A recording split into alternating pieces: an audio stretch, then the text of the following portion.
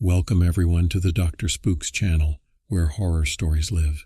I have returned to fill your free time and to be your companion when you drift off to sleep. So if you are new here, I will be delighted if you subscribe and support us by clicking the like button and leaving a nice comment so that YouTube's algorithms get to know us and the video can spread. Now close your eyes and listen. The winter of 2018 had been particularly harsh in northern Quebec. As a lifelong resident of the small town of Frostholm, I'd seen my fair share of brutal winters, but this one seemed determined to set records. The snow piled up in drifts taller than houses, and the wind howled through the pine forests with a voice that seemed almost alive. My name is Marcus LeBlanc, and I've called this frozen corner of the world home for all of my 32 years. There's a certain pride that comes with surviving in a place where nature seems constantly intent on reminding you of your own insignificance. It breeds a particular type of person, tough, self-reliant, and perhaps a bit wary of outsiders. It was against this backdrop of endless white and biting cold that my friend Ethan Tremblay and I decided to embark on what should have been a routine ice fishing trip. Ethan and I had been friends since childhood, bonding over our shared love of the outdoors and the unique challenges that come with living in the far north. "You ready for this, Marcus?" Ethan asked as he loaded the last of our gear into his sturdy SUV. His breath formed clouds in the frigid air, and his beard was already accumulating a layer of frost. I nodded, adjusting my thick woolen hat. "Born ready? Let's see if we can't bring home enough walleye to feed the whole town." We set out early on a Friday morning, the sun barely peeking over the horizon as we left the lights of Frostholm behind. Our destination was Lake Silvermoon, a vast expanse of water that, in the grip of winter, transformed into a frozen plain perfect for ice fishing. The drive took us through dense forests of pine and spruce, their branches heavy with snow. We chatted easily as we drove, discussing everything from local gossip to the latest hockey scores. It was the kind of comfortable conversation that only comes from years of friendship. "Heard anything more about those strange animal attacks out near old Miller's farm?" I asked, remembering a conversation I'd overheard at the local diner a few days earlier. Ethan shrugged, his eyes never leaving the snow-covered road. "Just rumors, I reckon. You know how people get this time of year. Cabin fever makes folks see all sorts of things that aren't there." I nodded, but couldn't shake a feeling of unease. There had been an increasing number of stories circulating about livestock found mutilated in ways that didn't match any known predator. Some of the old-timers in town had started muttering about things best left alone, their eyes darting nervously as if afraid of being overheard. We arrived at Lake Silvermoon just as the sun had fully risen, casting an ethereal glow across the vast expanse of ice. The lake stretched out before us, a blank white canvas interrupted only by the occasional ice fishing hut dotting its surface. "Looks like we've got the place mostly to ourselves," Ethan observed as we unloaded our gear. "Must be our lucky day." If only we had known then how wrong he was.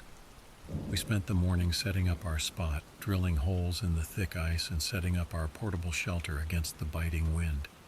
By early afternoon, we had settled into the comfortable rhythm of ice fishing, periods of quiet concentration interspersed with friendly banter, and the occasional celebratory whoop when one of us landed a particularly impressive catch. As the short winter day began to wane, our cooler was pleasantly full of fish.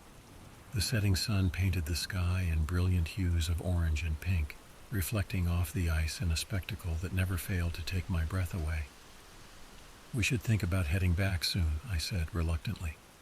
As much as I loved being out here, I knew the dangers of being caught out after dark in this unforgiving landscape. Ethan nodded, beginning to pack up our gear. "Yeah, you're right. Sarah will have my head if I'm not back in time for dinner. Besides, I think we've more than proven our fishing prowess for one day." We loaded everything back into Ethan's SUV, our spirits high from a successful day on the ice. As we pulled away from the lake, neither of us could have imagined the terror that awaited us on the journey home, a journey that would challenge everything we thought we knew about the world and our place in it. The first sign that something was amiss came about halfway through our drive back to Frostholm. The sky, which had been clear all day, suddenly darkened as ominous clouds rolled in from the north. The wind picked up, howling through the trees with an almost mournful sound. "This doesn't look good," Ethan muttered, leaning forward to peer through the windshield at the rapidly deteriorating conditions. Weather report didn't say anything about a storm. I felt a knot of anxiety forming in my stomach. Winter storms in this part of the world were not to be taken lightly. They could appear seemingly out of nowhere and turn deadly in a matter of minutes. "Maybe we should turn back," I suggested, eyeing the rapidly accumulating snow on the road. Ethan shook his head. "We're closer to Frostholm than the lake at this point. Best to push on and get home." I nodded, knowing he was right, but unable to shake the feeling that we were driving into something far worse than just a winter storm. As we crested a steep hill, the headlights of Ethan's SUV illuminated a scene that made both of us gasp in shock. There, blocking the entire width of the narrow highway, were two police helicopters. Their rotors were still, and a small group of officers were gathered nearby, their faces grim. "What the hell?" Ethan exclaimed, bringing the vehicle to a stop. We watched as one of the officers approached our vehicle, his hand resting cautiously on his holster. As he drew closer, I recognized him as Sergeant Bouchard, a veteran of the local police force. "Evening, boys," he said as Ethan rolled down the window. The wind howled, carrying with it stinging particles of snow. "I'm afraid you'll have to turn back. Roads closed." "What happened?" I asked, leaning across Ethan to make myself heard over the wind. Sergeant Bouchard's face darkened. "Nasty accident. Young couple in a car collided with a transport truck. It's not pretty." A chill that had nothing to do with the cold ran down my spine. The implication was clear. There had been fatalities. "How long until the road's clear?" Ethan asked, his knuckles white on the steering wheel. The sergeant shook his head. "Hard to say. Could be 12 hours, maybe more. This storm isn't helping matters. You boys best find somewhere to hole up for the night." With heavy hearts, we turned the SUV around and headed back the way we'd come. The storm was intensifying, the wind throwing snow against the windshield with increasing fury. "What now?" I asked, trying to keep the worry out of my voice. Ethan was quiet for a moment, his brow furrowed in concentration. "There's that old mining town, Whispering Pines. It's not far from here. Might be able to find a place to wait out the storm there." I nodded, remembering the near ghost town we'd passed on our way to the lake. It wasn't much, but it was better than being stuck out here in the storm. As we drove, the world outside became a swirling mass of white. The headlights of the SUV seemed to be swallowed up by the snow, barely illuminating more than a few feet ahead. The tension in the vehicle was palpable, both of us acutely aware of how quickly a simple drive could turn deadly in these conditions. Finally, after what felt like hours but was probably only about 30 minutes, we saw the faint glow of lights ahead. Whispering Pines loomed out of the darkness, a collection of old buildings huddled together against the storm. As we entered the town, an eerie sight greeted us. The snow was so deep that only the pointed rooftops of the houses were visible, the rest completely submerged in white. It was as if we had entered a bizarre, half-buried world. "Jesus," Ethan muttered, slowing the SUV to a crawl. "I've never seen anything like this." We made our way through the silent, snow-covered streets, eventually finding what appeared to be the town's only motel. It was an old 2-story building with a flickering neon sign that read, "Pine Rest Inn." As we pulled into the parking lot, I couldn't shake the feeling that we were being watched. I glanced around but saw nothing but swirling snow and the vague shapes of buried buildings. "Come on," Ethan said, killing the engine. "Let's get inside before we freeze to death." Little did we know, as we hurried through the howling wind towards the motel's entrance, that our ordeal was only just beginning. The true terror that awaited us in Whispering Pines would make the storm outside seem like a gentle summer breeze in comparison. The Pine Rest Inn looked like it had seen better days, even accounting for the near-apocalyptic amounts of snow burying most of it. As Ethan and I pushed through the front door, a bell jangled discordantly, announcing our presence to the empty lobby. The interior was dimly lit and had the musty smell of a place that didn't see much use. Faded wallpaper peeled at the corners, and the carpet beneath our feet was worn thin in places. Behind a scarred wooden desk, an ancient television flickered silently, casting an eerie blue glow across the room. "Hello?" Ethan called out, his voice echoing slightly in the empty space. "Anyone here?" For a long moment there was no response. Then from a back room we heard the sound of shuffling footsteps. A door creaked open and an old man emerged, blinking at us in surprise. "Visitors?" he croaked, his voice rough as if from disuse. "Don't get many of those, especially not in weather like this." He introduced himself as Gerald, the owner and sole employee of the Pine Rest Inn.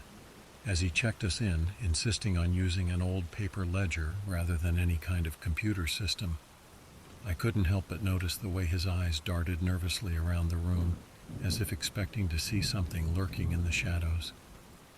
"You boys be careful now," Gerald said as he handed us our room key. "Strange things happen in Whispering Pines when the snow gets this deep. Best to stay inside after dark." Ethan and I exchanged glances. It was the kind of warning that would have seemed comically ominous in a movie. But here, in this near-abandoned town buried in snow, it sent a shiver down my spine. Our room was on the second floor, at the end of a long, dimly lit hallway. Like the lobby, it had seen better days. 2 twin beds with faded floral bedspreads dominated the space, along with a dresser that had definitely been outdated when Gerald was a young man.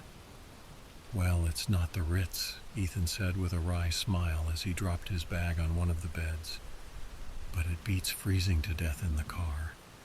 I nodded, but couldn't shake the feeling of unease that had been growing since we entered the town. Something about this place felt off. It was more than just the abandoned buildings or the mountain of snow. There was a palpable sense of wrongness in the air, as if the very fabric of reality was slightly askew here. We spent the rest of the evening in our room, munching on the snacks we'd brought for our fishing trip and listening to the wind howl outside. The storm showed no signs of abating, and we resigned ourselves to the fact that we'd likely be stuck here until morning at least. As night fell, the already dim light outside faded to an impenetrable blackness. The ancient heating system in our room rattled and clanked, struggling against the intense cold. Despite the less than ideal conditions, exhaustion from our long day eventually caught up with us, and we decided to turn in for the night. I'm not sure how long I slept before the sound woke me. At first I thought it was just the wind, which had been a constant background noise since we arrived. But as I lay there in the darkness, I realized this was something different. It was a voice or voices carried on the wind. They were too faint to make out words, but the sound sent a chill through me that had nothing to do with the cold. There was something wrong about those voices. They didn't sound human. I sat up in bed, straining my ears to hear better.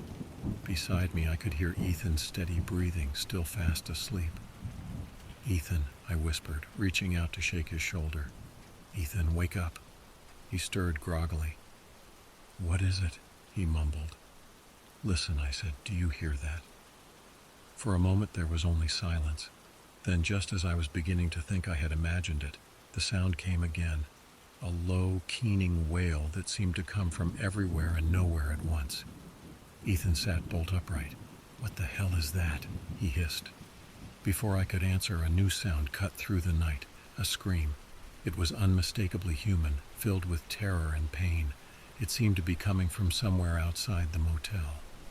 We were both out of bed in an instant, rushing to the window.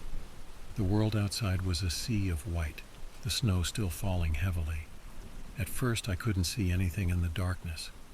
Then movement caught my eye. A figure was stumbling through the snow, moving away from the motel.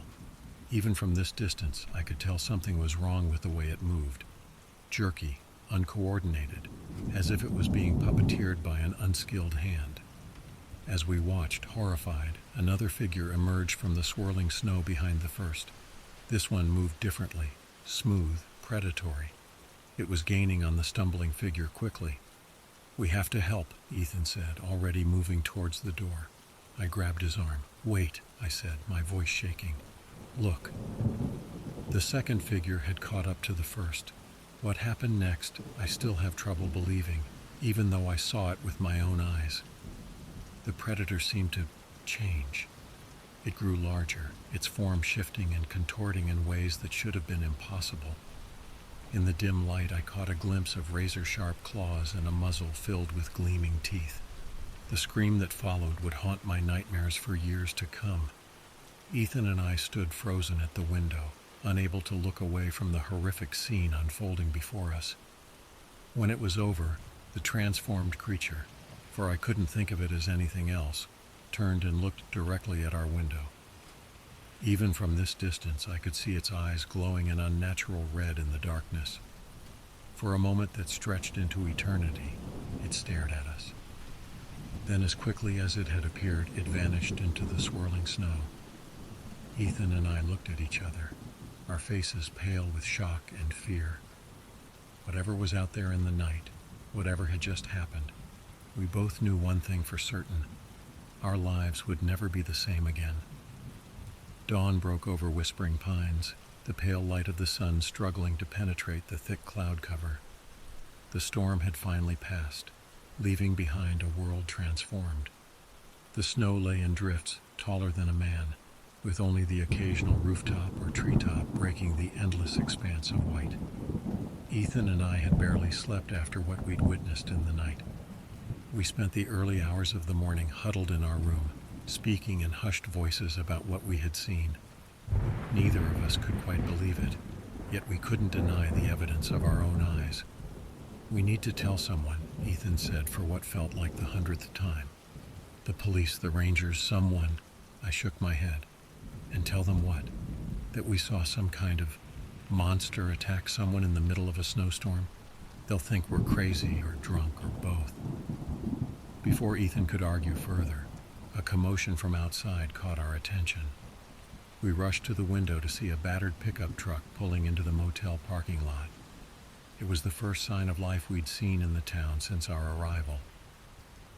A man stepped out of the truck, and even from a distance I could tell he was unlike anyone I'd ever seen in Frostholm or the surrounding areas. He was tall and lean, with a shock of red hair that stood out starkly against the white landscape. But it was the way he moved that really caught my attention. Purposeful, alert, like a predator scanning for prey. "Come on," I said to Ethan, already moving towards the door. "Let's go see what's going on." We made our way down to the lobby, where we found Gerald in an animated conversation with the newcomer. As we approached, I could hear snatches of their discussion. "Third one this month, Gerald," the red-haired man was saying, his voice low and intense. "We can't keep ignoring this." Gerald shook his head, his eyes darting nervously to where Ethan and I stood. "Not now, Remy," he muttered. "We have guests." The man, Remy, turned to face us, his piercing green eyes seeming to look right through us. "Guests, eh?" he said, a hint of a smile playing at the corners of his mouth. "Bit of an odd time for a vacation, isn't it?" Ethan stepped forward, extending his hand. "I'm Ethan, and this is Marcus," he said. "We got caught in the storm last night. Our cars snowed in." Remy shook Ethan's hand, his grip firm. "Remy Beauchamp," he introduced himself. "Local hunter and problem solver, you might say." There was something in the way he said "problem solver" that sent a shiver down my spine. I couldn't shake the feeling that Remy knew more about what was going on in this town than he was letting on. "Actually," I said, deciding to take a chance, "we saw something last night, something strange." Remy's eyes sharpened with interest. "Strange how?" I glanced at Ethan, who nodded encouragingly. Taking a deep breath, I recounted what we had witnessed the previous night: the inhuman sounds, the chase through the snow, and the terrifying transformation we'd seen. As I spoke, Remy's expression grew increasingly serious, When I finished, he turned to Gerald with a grim look. "You see," he said, "it's getting bolder. We need to act now before more people get hurt." Gerald looked like he wanted to argue, but instead just sagged, suddenly looking every one of his years. "What can we do?" he asked, his voice barely above a whisper. Remy's hand went to his belt, and for the first time I noticed the large hunting knife sheathed there. "What we should have done years ago," he said. "Hunt it down and end this once and for all." He turned back to Ethan and me. "You boys know how to handle yourselves in the woods?" Ethan and I exchanged glances. We were both experienced outdoorsmen. You had to be living this far north.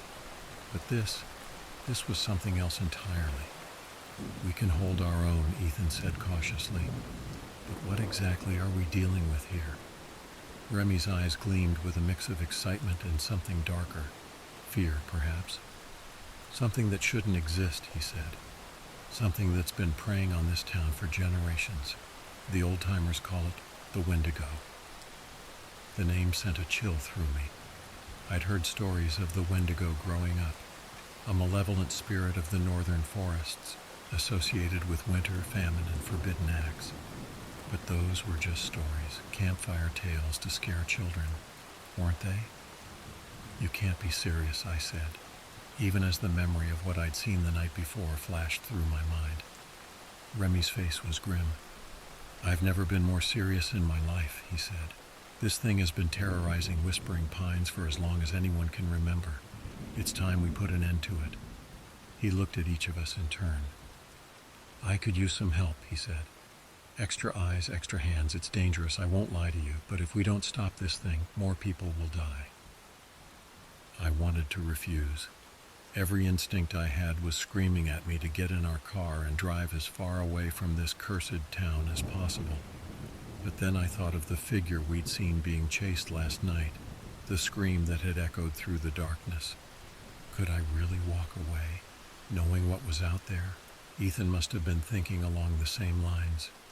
"We're in," he said, his voice steady despite the fear I could see in his eyes. Remy nodded, a grim smile on his face. "Good," he said. "We leave in an hour. Pack warm and pack anything you think might be useful in a fight. We're not coming back until this is over, one way or another." As Ethan and I headed back to our room to prepare, my mind was reeling. How had a simple ice fishing trip turned into this? A hunt for a mythical monster in a town that seemed to exist outside of normal reality? Little did I know this was just the beginning. The horrors that awaited us in the frozen wilderness would test not just our survival skills, but our very sanity. And not all of us would make it back alive. The next hour passed in a blur of frantic preparation. Ethan and I gathered every piece of warm clothing we had, layering up until we could barely move. We raided the small general store attached to the motel for additional supplies, extra batteries, energy bars, first aid supplies. Anything we thought might give us an edge in the frozen wilderness we were about to enter. Remy met us in the parking lot, his truck idling, exhaust forming thick clouds in the frigid air. He'd changed into what looked like professional-grade winter gear, and the bed of his truck was loaded with equipment, snowshoes, climbing gear, and what looked suspiciously like heavy-duty animal traps. But it was the gun case he was carefully loading into the cab that really caught my attention. "What's that?" I asked, nodding towards it. Remy's face was grim as he secured the case. "Insurance," he said simply. "Let's hope we don't need it." As we climbed into the truck, I couldn't help but notice the way Gerald watched us from the motel doorway. The old man's face was a mask of worry and... was that guilt? Before I could ponder it further, Remy gunned the engine and we were off, plowing through the deep snow towards the edge of town. The world outside the truck's windows was a study in white. The storm had transformed the landscape into something alien and beautiful, the familiar contours of the land smoothed and softened by the deep blanket of snow. In other circumstances, I might have found it breathtaking. Now it just felt ominous, as if the very land was conspiring to hide the horrors that lurked within it. We drove in silence for a while, each lost in our own thoughts. Finally, as we turned onto a narrow road that led into the dense pine forest that surrounded Whispering Pines, Ethan spoke up. "So, Remy," he said, his voice tight with barely suppressed tension, "you want to tell us more about what we're up against?" Remy was quiet for a long moment, his eyes never leaving the snowy road ahead. When he finally spoke, his voice was low and intense. "The Wendigo," he began, "is more than just a monster. It's a curse, a spirit of hunger and winter. The stories say it was once human, transformed by an act of cannibalism in a time of desperate hunger." I felt my stomach turn at the thought. Remy continued, seemingly oblivious to our discomfort. "Now it roams these woods, always hungry, always hunting. It can mimic human voices, lure its prey in, and anyone it kills, they become like it. A never-ending cycle of hunger and violence." "But how do we kill it?" Ethan asked, his voice barely above a whisper. Remy's hands tightened on the steering wheel. "That's the tricky part," he said. "Regular weapons won't do much. You have to destroy the heart completely. Fire works best, or silver if you can get it deep enough." He glanced at us, his green eyes hard. "But the most important thing, don't let it bite you. Don't let it wound you at all if you can help it. The curse, it spreads, like a disease." The implications of that statement hung heavy in the air. I thought back to the figure we'd seen being chased the night before. Had that been a person already infected? The thought made me shudder. We drove on in silence after that, the weight of our task settling over us like a shroud. The forest grew denser around us, the trees pressing close to the narrow road. More than once Remy had to stop to clear fallen branches from our path. It was during one of these stops that we heard it, a long, mournful howl that echoed through the trees. It sounded like a wolf, but wrong somehow, too deep, too human. Remy was back in the truck in an instant, his face pale. "It knows we're here," he said, his voice tight. "We need to move, now." He gunned the engine, the truck lurching forward through the snow. The howl came again, closer this time, much closer. "There!" Ethan suddenly shouted, pointing out the passenger window. I turned just in time to see a dark shape flit between the trees, moving far too fast for its size. For a brief moment, I caught a glimpse of glowing red eyes and razor-sharp teeth. Remy swore, swerving the truck sharply. The tires lost traction on the snow-covered road, and suddenly we were sliding, the world outside the windows spinning crazily. There was a sickening crunch of metal, a jolt that sent us all lurching forward against our seatbelts. Then stillness. The engine sputtered and died. For a long moment, none of us moved. The only sound was our ragged breathing and the soft hiss of snow falling on the truck's crumpled hood. "Everyone okay?" Remy finally asked, his voice tight with pain. Ethan and I mumbled affirmatives, though my head was spinning and I could taste blood where I'd bitten my lip. "We need to move," Remy said, already reaching for the door handle. "It'll be on us any minute." As if in response to his words, that terrible howl split the air again. It was close, too close. We scrambled out of the truck, Remy pausing only long enough to grab the gun case and a backpack of supplies.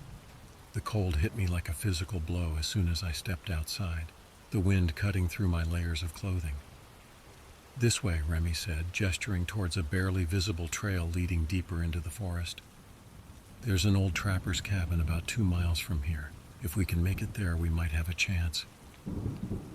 As we set off into the trees, the snow crunching under our boots and the wind howling through the branches above, I couldn't shake the feeling that we were being watched, hunted. The Wendigo was out there, somewhere in the white wilderness, and we were no longer the hunters, we were the prey. The trek through the snow-laden forest was grueling. Every step was a battle against the deep snow and the biting wind that seemed to cut right through our layers of clothing.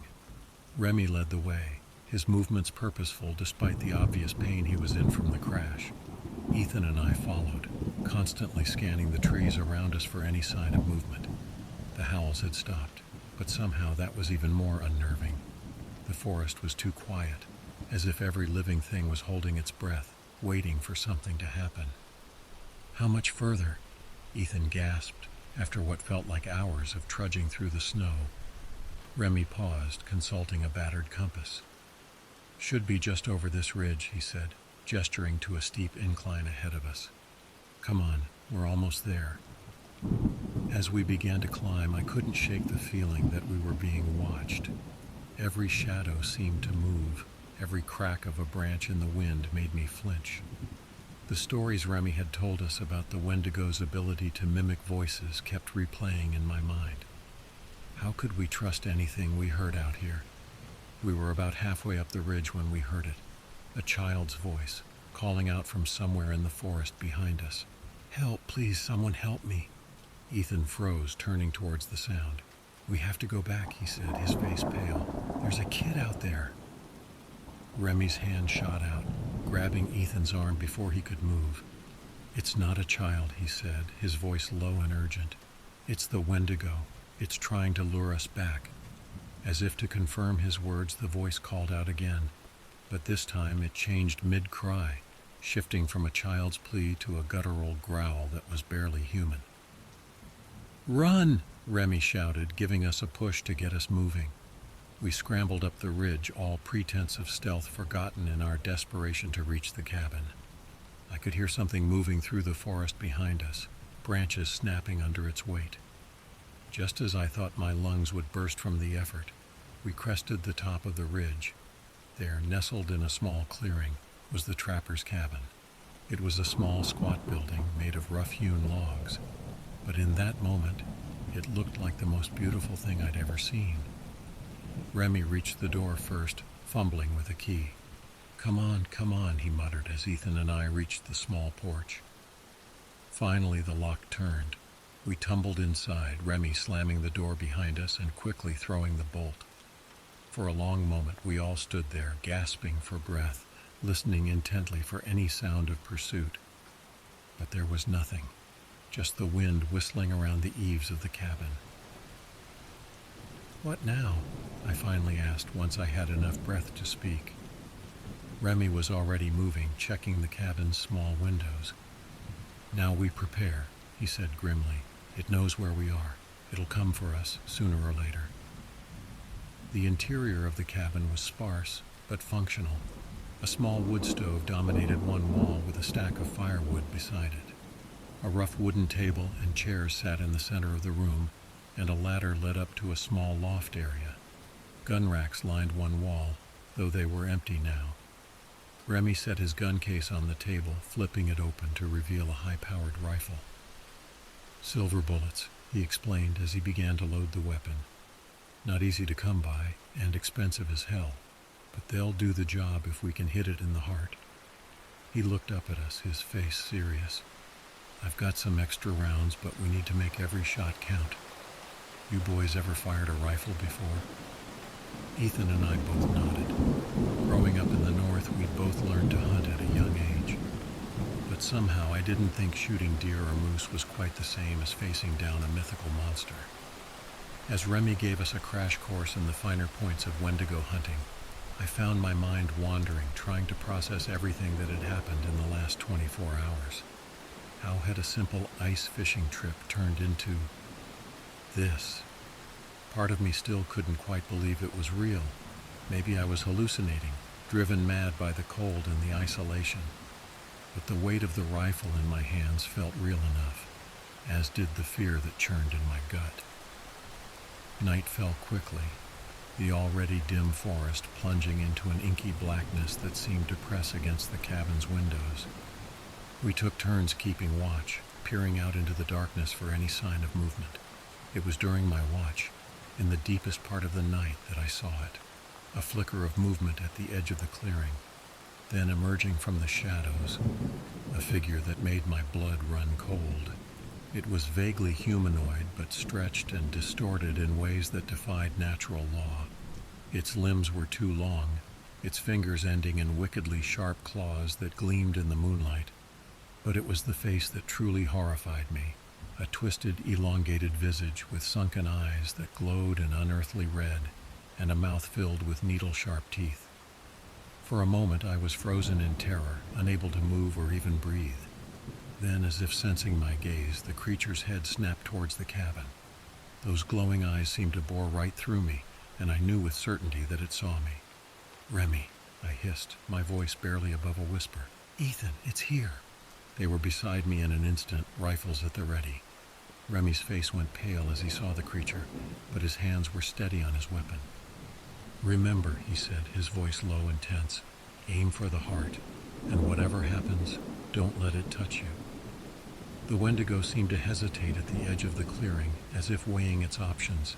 Then, with a speed that shouldn't have been possible for something its size, it charged towards the cabin.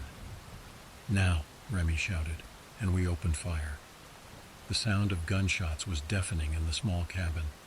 I saw the creature jerk and stumble as bullets tore into it, but it kept coming. It reached the cabin in seconds, its claws raking across the wooden walls with a sound like nails on a chalkboard. "The door!" Ethan yelled. "It's going for the door!" Sure enough, the creature had moved out of our line of sight, and we could hear it scrabbling at the cabin's only entrance. The sturdy wood groaned under the assault.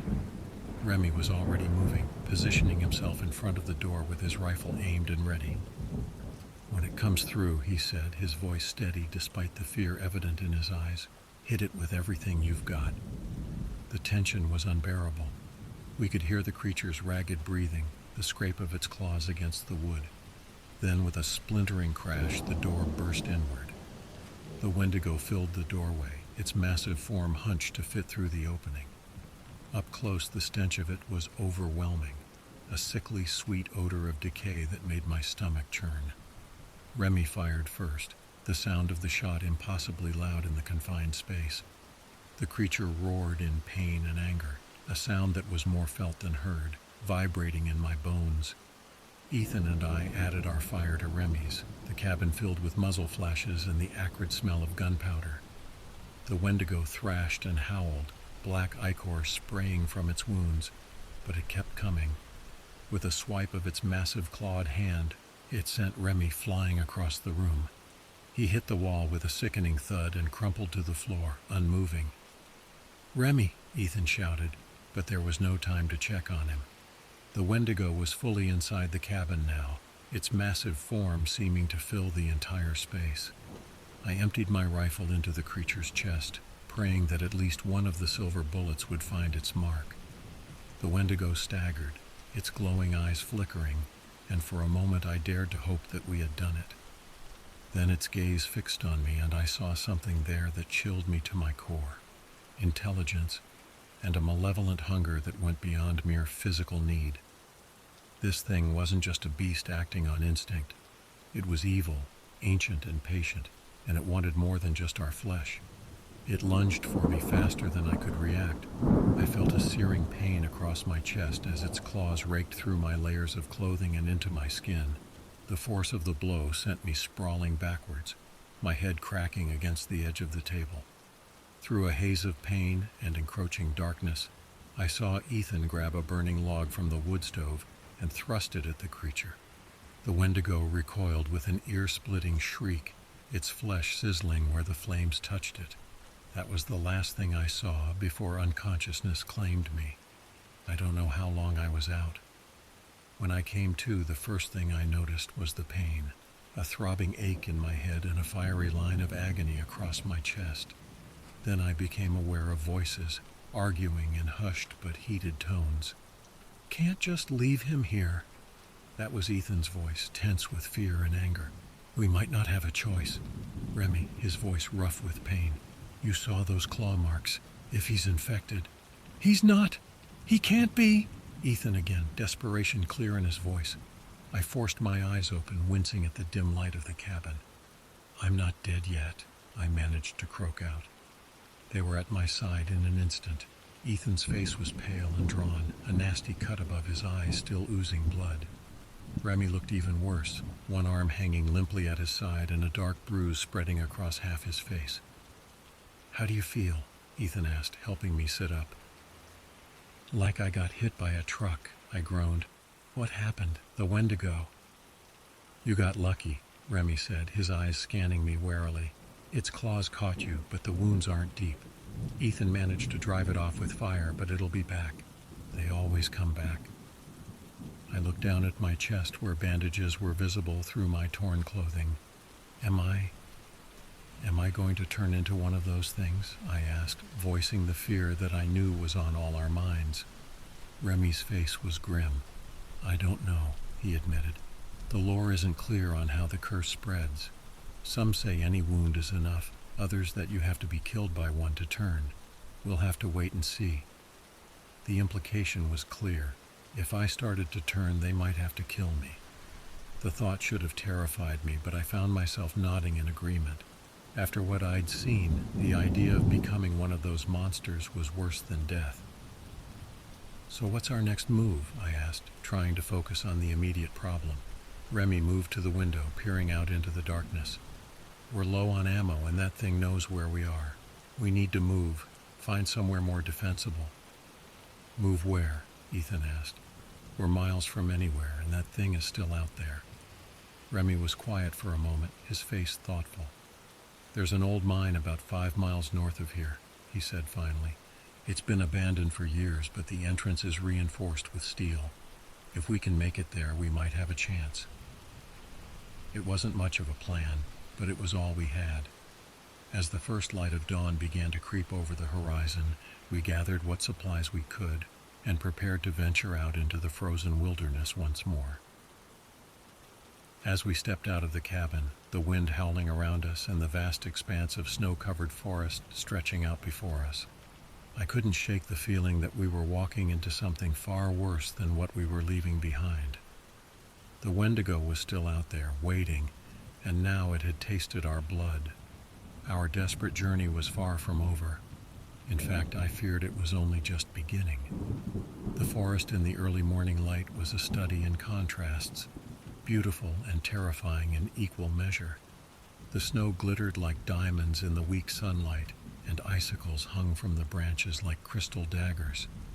But the beauty did little to mask the danger we were in. Every shadow could be hiding our pursuer. Every sound could be the Wendigo preparing to strike. We moved as quickly as we could through the deep snow, Remy leading the way with his compass and an old weathered map. Ethan and I followed, our eyes constantly scanning the trees around us. The pain in my chest was a constant reminder of how close we'd come to death in the cabin, and how precarious our situation still was. "How are you holding up?" Ethan asked quietly as we trudged through a particularly deep snowdrift. I tried to give him a reassuring smile, but I'm not sure I succeeded. "I'm alive," I said. "That's something, right?" Ethan nodded, but I could see the worry in his eyes. He kept glancing at the bandages visible through my torn jacket, as if expecting to see some visible sign of the Wendigo's curse taking hold. We had been walking for maybe 2 hours when Remy suddenly held up a hand, signaling us to stop.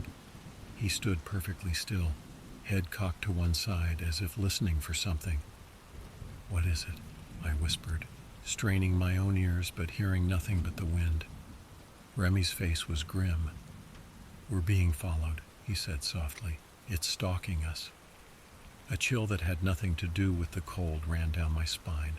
I looked around wildly, half expecting to see the Wendigo lunging at us from behind every tree, but the forest remained still and silent. "What do we do?" Ethan asked, his hand tightening on his rifle. Remy was quiet for a moment, his eyes scanning the terrain ahead. "There's a ravine about a half-mile ahead," he said finally. "If we can make it there, we might be able to lose it, or at least slow it down." We picked up our pace, no longer trying to move quietly. Speed was more important than stealth now.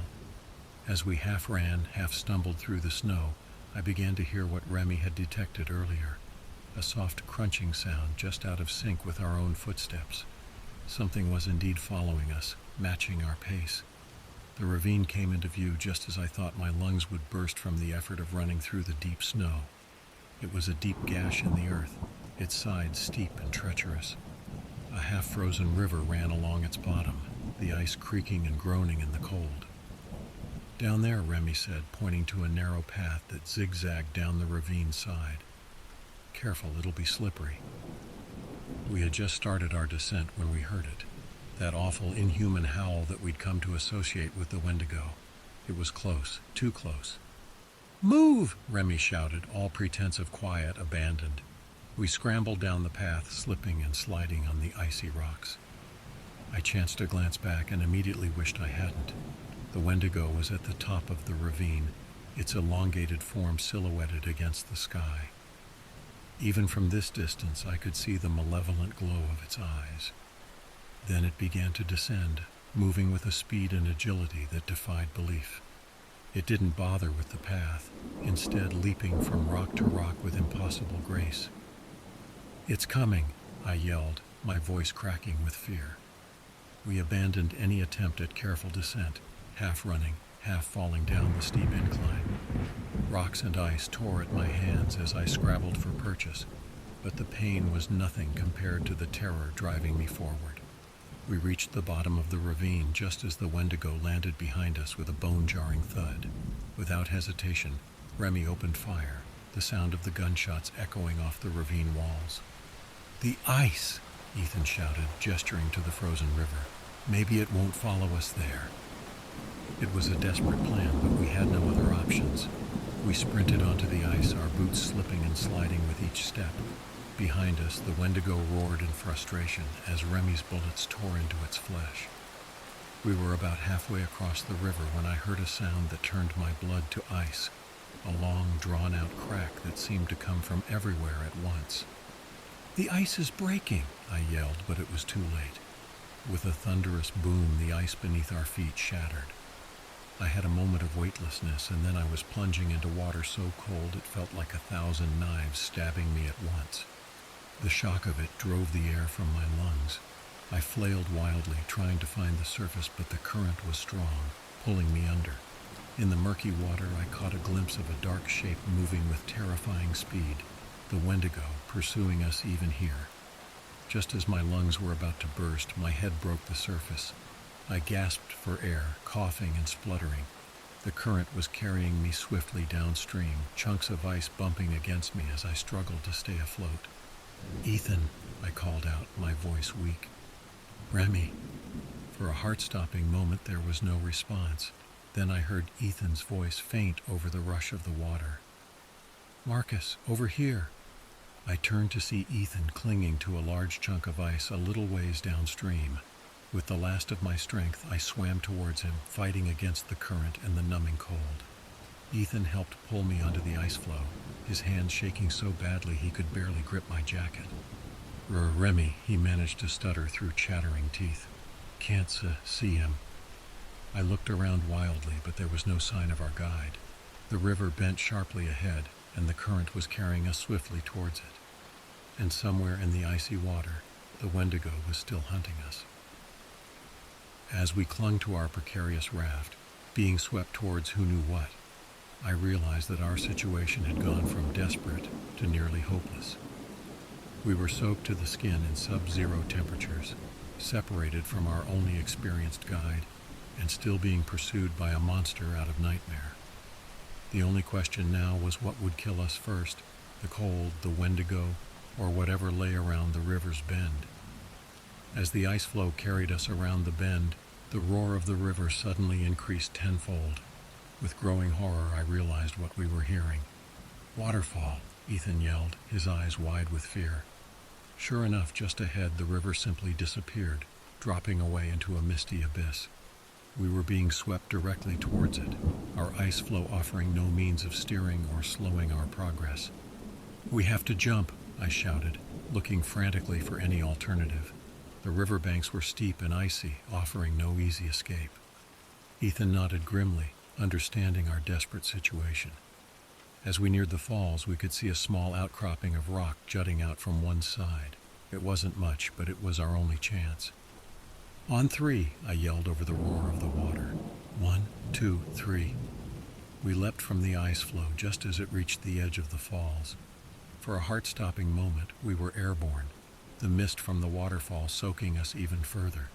Then we hit the outcropping hard, the impact driving what little air remained from our lungs. Gasping and coughing, we clung to the slippery rock, our frozen fingers struggling to find purchase.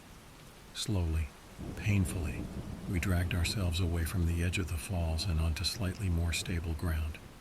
For a long moment we just lay there, trembling with cold and exhaustion.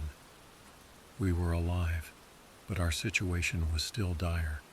We were soaked to the bone in sub-zero temperatures, separated from Remy and most of our supplies, and still being hunted by the Wendigo. We need to move, Ethan stuttered through chattering teeth. Find some shelter before we freeze. I nodded, knowing he was right, but unsure if I had the strength to stand, let alone walk. Every movement was agony, my wet clothes already stiffening with ice. With supreme effort, we helped each other to our feet. Looking around, I saw that we were at the bottom of a steep gorge. The waterfall thundered behind us, and sheer rock walls rose on either side. Our only option was to follow the river downstream and hope it led us somewhere, anywhere that might offer shelter. We had been walking, or rather stumbling, for maybe half an hour when Ethan suddenly stopped, pointing ahead with a shaking hand. Look, he managed to say through chattering teeth. I followed his gaze, squinting through the gathering darkness. At first I saw nothing but more snow and rocks. Then I spotted it, a dark opening in the base of the cliff face, a cave. Hope surged through me, giving me a burst of energy. Come on, I said, grabbing Ethan's arm to help support him. We need to get out of this wind. We staggered towards the cave entrance, our frozen limbs protesting every step. As we drew closer, I couldn't shake a feeling of unease. The opening was oddly regular, almost perfectly arched. This was no natural formation. I think this might be a part of the old mine Remy mentioned, I said as we reached the entrance. Ethan nodded weakly. Better than freezing out here, he mumbled. We stumbled into the cave, relieved to be out of the biting wind. The interior was pitch black, the fading daylight from outside barely penetrating a few feet in. I fumbled in my pocket, praying that my waterproof matches had lived up to their name. To my immense relief, the matches lit. The small flame revealed a tunnel stretching back into the mountain, old mining equipment scattered about. Wooden support beams, some worryingly rotted, lined the walls and ceiling. We need to get warm and dry, I said, looking around for anything we could use. Help me gather some of this wood. Hopefully some of it's dry enough to burn.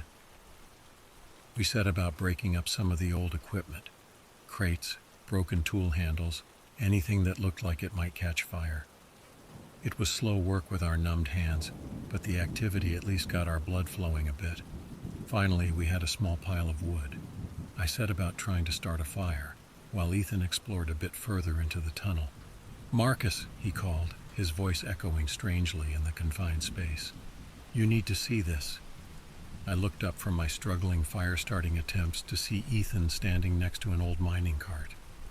But it wasn't the cart that had caught his attention. Carved into the wall beside it was a symbol, a crude stick figure with elongated limbs and an oddly shaped head. Is that... I started, not wanting to finish the thought. Ethan nodded grimly. Looks like a Wendigo to me, I think the miners might have known about these things. The implications of that were chilling. How long had these creatures been haunting these mountains? And if the miners knew about them, why hadn't we ever heard these stories before? A spark caught in our pile of wood, distracting me from these unsettling thoughts. Soon we had a small but warm fire going. We stripped off our frozen outer layers, laying them out to dry as best we could. As we huddled close to the fire, I couldn't help but think of Remy. Had he survived the river? Was he out there looking for us, or had the Wendigo? I shook my head, trying to dispel the grim thoughts. We need a plan, I said to Ethan. We can't stay here forever. Ethan nodded, his face looking gaunt in the flickering firelight. The mine, he said. Remy said it might be defensible. Maybe there's another entrance we can find, get our bearings. It was as good a plan as any. We decided to rest for a few hours, let our clothes dry out as much as possible, then explore deeper into the mine. I must have dozed off at some point because the next thing I knew, Ethan was shaking me awake. Marcus, he hissed. Listen. I sat up, instantly alert. At first I heard nothing but the crackling of our dying fire. Then I caught it, a faint sound echoing from deep within the mine. It sounded almost like singing. "What the hell?" I whispered. Ethan's face was pale in the dim light. "It's been going on for a few minutes now. Sometimes it sounds like singing, sometimes like crying. But it's definitely coming from deeper in the mine." I stood up, wincing as my stiff muscles protested.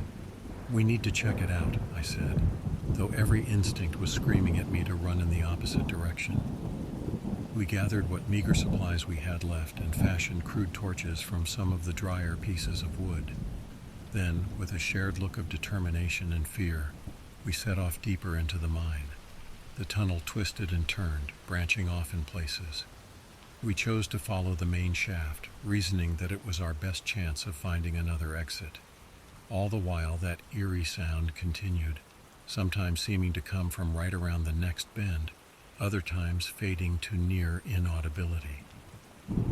We had been walking for maybe an hour when the tunnel suddenly opened up into a large cavern. Our torches couldn't penetrate the darkness fully, but I could see the glint of old machinery and what looked like a deep pit in the center of the room. The singing was louder here, seeming to come from everywhere and nowhere at once. It was beautiful in a haunting way, but there was something off about it, something that made the hair on the back of my neck stand up. "Hello?" Ethan called out, his voice echoing in the vast space. "Is someone there?" The singing cut off abruptly, replaced by an eerie silence. Then from the darkness beyond our torchlight came a voice. "Help me," it said, sounding for all the world like a frightened child. "Please, I'm lost. I'm so cold." Ethan took a step forward, but I grabbed his arm. "Wait," I hissed. "Remember what Remy said about the Wendigo mimicking voices?" Ethan hesitated, conflict clear on his face. The voice came again, closer this time. "Please, I can see your light. I'm scared." I felt a tug of sympathy, warring with my fear and suspicion. What if it really was a lost child? Could we live with ourselves if we abandoned them? But before we could decide what to do, a new sound cut through the cavern, the unmistakable roar of the Wendigo. It was close, too close. "Run," I yelled, all thoughts of stealth abandoned. We sprinted across the cavern, our torches casting wild shadows. I could hear something large moving behind us, its claws scraping on the rock. We reached a narrow opening on the far side of the cavern and squeezed through, finding ourselves in another tunnel. This one sloped upwards, and I clung to the desperate hope that it might lead us to the surface. The sounds of pursuit faded as we ran, the tunnel twisting and turning. Just as I thought my lungs would burst from the effort, I saw a glimmer of light ahead. "There," I gasped. "I think that's the way out." We redoubled our efforts, practically falling over each other in our haste to reach the exit. As we drew closer, I could see that it was indeed an opening to the outside world. But something was wrong. The light coming through was too red, too flickering. We burst out of the tunnel and skidded to a halt, staring in horror at the scene before us. We were on a ledge high up the mountainside, looking out over the forest, but the forest was on fire. Huge swaths of trees were engulfed in flames, the fire spreading rapidly in the dry, cold air. "What the hell happened?" Ethan breathed, his eyes wide with shock. Before I could respond, a familiar voice came from behind us. "I'm sorry," it said. "I had no choice." We spun around to see Remy standing there, his clothes tattered and bloody, a flare gun in his hand. "Remy!" I exclaimed, relief warring with confusion. "You're alive, but did you start this fire?" Remy's face was grim, his eyes haunted. "It was the only way," he said. "The Wendigo. It's not just one creature. There's a whole pack of them in these mountains. This fire might be our only chance to drive them out, maybe even destroy them." As the implications of his words sank in, I felt a chill that had nothing to do with the cold. We were trapped on a mountainside, caught between a raging forest fire and a pack of mythical monsters. Our ordeal, it seemed, was far from over. In fact, it might have only just begun. The heat from the forest fire below was intense, a stark contrast to the biting cold air around us. Smoke billowed up the mountainside, making it hard to breathe. We stood there, frozen in shock and indecision, as Remy's words sank in. "A whole pack of them?" Ethan finally managed to say, his voice barely audible over the roar of the flames. Remy nodded grimly. "I've been tracking them for years," he said. "Thought I knew everything there was to know about Wendigos. But this is something else entirely. They're organized, working together in a way I've never seen before." I shook my head trying to process this new information. "But the fire, you're going to destroy the whole forest." "Better the forest than the entire region," Remy shot back. "You don't understand what we're up against. These creatures, they're spreading. Every person they kill becomes one of them. If we don't stop them here now, there's no telling how far they could reach." A horrible thought struck me. "The town," I said. "Whispering Pines. Are they in danger?" Remy's face darkened. "They've always been in danger. Why do you think the population's been dwindling for years? People don't just leave Whispering Pines. They disappear." The implications of that were too horrible to contemplate. How many people had fallen victim to these creatures over the years? How had no one noticed? But there was no time to dwell on it. The fire was spreading rapidly and the smoke was getting thicker. We needed to move. "We can't stay here," I said, coughing as a particularly thick plume of smoke engulfed us. "We need to find a way down the mountain." Remy nodded. "There's an old logging road not far from here. If we can reach it, we might be able to make it back to town." We set off along the narrow ledge, the heat of the fire at our backs driving us forward. The going was treacherous, the rock face slippery with ice in some places, and crumbling away entirely in others. More than once, one of us nearly lost our footing, saved only by the quick reflexes of the others.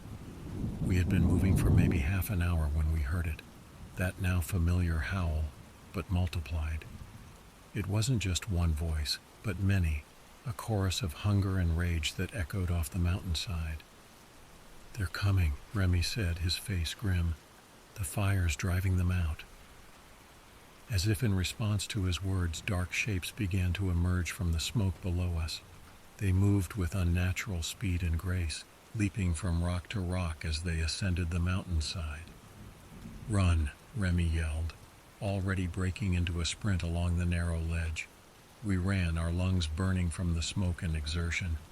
I could hear the creatures gaining on us, their howls getting closer by the second.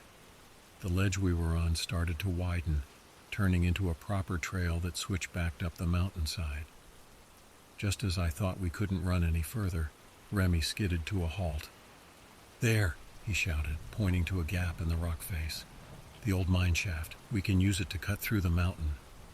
We dove into the opening just as the first of the Wendigos reached our position. I caught a glimpse of glowing red eyes and razor-sharp claws before Remy slammed a rusted metal door shut, dropping a heavy bar into place to secure it. "That won't hold them for long," he panted. "We need to keep moving." The mine shaft was pitch black, the only light coming from Remy's small flashlight. We moved as quickly as we dared, the uneven floor and low ceiling making progress difficult. Behind us we could hear the Wendigos clawing at the door, the metal groaning under their assault. We had been moving through the darkness for what felt like hours when Ethan suddenly stopped. "Do you hear that?" he whispered.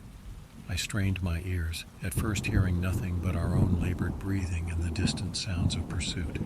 Then I caught it, a faint rumbling, seeming to come from all around us. Remy's face went pale in the dim light of the flashlight. "The fire," he said. "It must have weakened the mountain structure. This whole place could come down on our heads." As if to prove his point, a shower of dust and small rocks fell from the ceiling. The rumbling was getting louder, and I could feel vibrations through the soles of my boots. "We need to get out of here," I said, stating the obvious. We started running again, no longer caring about stealth. The tunnel began to slope upwards, and I clung to the hope that we were nearing an exit. The rumbling had become a roar, and larger rocks were now falling around us. Just when I thought we were going to be buried alive, I saw a glimmer of light ahead. "There!" I shouted. "I think that's the way out." We put on a final burst of speed, practically climbing over each other in our desperation to reach the exit. We burst out into the open air just as a deafening crack split the air. Looking back, we saw the tunnel entrance collapse in on itself in a cloud of dust and debris. For a moment, we just stood there, gasping for breath and hardly daring to believe we had made it. Then Remy grabbed our arms, pulling us away from the unstable ground near the collapsed tunnel. "We're not safe yet," he said grimly. "The Wendigos might have been buried in that cave-in, but I wouldn't count on it. And the fire is still spreading. We need to get back to town, warn everyone." As we started to move again, I couldn't help but wonder what we would find when we reached Whispering Pines. How much did the townspeople know about the horrors lurking in their forest? And even if we managed to warn them, where could they go? The fire was cutting off escape routes, and who knew how many Wendigos were still out there, waiting in the shadows. Our journey was far from over, and I had a sinking feeling that the true test of our survival was yet to come. The forest was burning, ancient horrors were on the loose, and we were caught in the middle of it all, running on exhaustion and desperation. As we made our way down the mountain, the sky above us glowed an ominous red, a testament to the inferno we had unleashed. Whatever happened next, I knew that nothing would ever be the same again. The world as we knew it was burning away, and what would rise from the ashes was anyone's guess. The journey back to Whispering Pines was a nightmare of smoke, ash, and constant vigilance. The fire had spread faster than we could have imagined, turning the once peaceful forest into an inferno. We moved as quickly as we could, always alert for the sound of pursuit or the crash of falling trees. Remy led the way, his experience in these woods proving invaluable. He guided us along game trails and old logging roads, always keeping us just ahead of the fire's advance. But even his knowledge had its limits. "This isn't right," he muttered as we paused to catch our breath in a small clearing. The air was thick with smoke, making it hard to see more than a few feet in any direction. "The fire, it's not behaving naturally. It's almost like it's alive, trying to cut us off." I exchanged a worried glance with Ethan. After everything we'd seen, the idea of a sentient fire didn't seem as far-fetched as it should have. "Could it be the Wendigos?" Ethan asked. "Some kind of, I don't know, psychic control over the fire?" Remy shook his head. "I've never heard of anything like that. But then again, I've never encountered a pack this large before. Who knows what they're capable of?" A sharp crack from nearby sent us all diving for cover. A massive pine tree, its trunk weakened by the fire, came crashing down mere feet from where we had been standing. The impact shook the ground, sending up a cloud of ash and embers. "We need to keep moving," Remy said, coughing as he struggled to his feet. "We're still too exposed out here." We pressed on, the heat of the fire at our backs driving us forward. The smoke was getting thicker, making it hard to breathe and nearly impossible to see. More than once we stumbled over hidden roots or rocks, each fall a reminder of how precarious our situation was. It was Ethan who first spotted the lights through the haze. "Look," he called out, pointing ahead. "I think that's the town." Sure enough, as we drew closer, the vague shapes of buildings began to emerge from the smoke. But something was wrong. The town was too quiet, too still. There should have been chaos, people evacuating, emergency vehicles, something. Instead, there was nothing but eerie silence. As we entered the outskirts of Whispering Pines, the wrongness of the scene became even more apparent. Cars sat abandoned in the streets, some with doors left open as if their occupants had fled in a hurry. Windows were broken, and here and there we saw signs of a struggle. Overturned trash cans, scattered personal belongings. "Where is everyone?" I asked, my voice sounding unnaturally loud in the deserted street. Remy's face was grim. "I have a bad feeling about this," he said. "We need to check the emergency shelter. If anyone's left in town, that's where they'll be." We made our way through the empty streets, our footsteps echoing off the buildings. The emergency shelter was located in the basement of the town hall, a sturdy stone building at the center of Whispering Pines. As we approached, I felt a glimmer of hope. The building appeared intact, and I could see lights on inside. Remy held up a hand, signaling us to stop. "Something's not right," he whispered. "Look at the door." I peered through the smoke and saw what had caught his attention. The heavy metal door of the shelter was ajar, hanging crookedly on its hinges as if it had been torn open from the inside. "Oh, God," Ethan breathed. "Do you think?" Remy nodded grimly. "We need to be ready for anything. Stay close, and if I say run, you run. No questions, no hesitation." Slowly, cautiously, we approached the open door. The interior was dark, the emergency lights casting long shadows. As we entered, the smell hit us, a sickly sweet odor of decay that made my stomach churn. "Hello?" I called out, my voice shaking. "Is anyone here?" For a long moment, there was only silence. Then, from the darkness at the back of the shelter came a sound that made my blood run cold. It was a low, guttural growl, followed by the scrape of claws on concrete. "Out!" Remy yelled. "Now!" We turned to run, but it was too late. Dark shapes emerged from the shadows, moving with terrifying speed. Red eyes gleamed in the dim light, and I caught flashes of razor-sharp teeth and elongated limbs. The Wendigos had beaten us to Whispering Pines. What followed was a nightmare of confusion and terror. We fought and ran, our world narrowing to a desperate struggle for survival. I remember flashes of the battle, Remy's gun booming in the confined space, Ethan swinging a broken pipe like a club, my own hands bloody from clawing at monstrous forms. Somehow we made it back outside, but our situation was hardly improved. More Wendigos were emerging from the buildings around us, drawn by the sounds of combat. The entire town seemed to be overrun. "The fire!"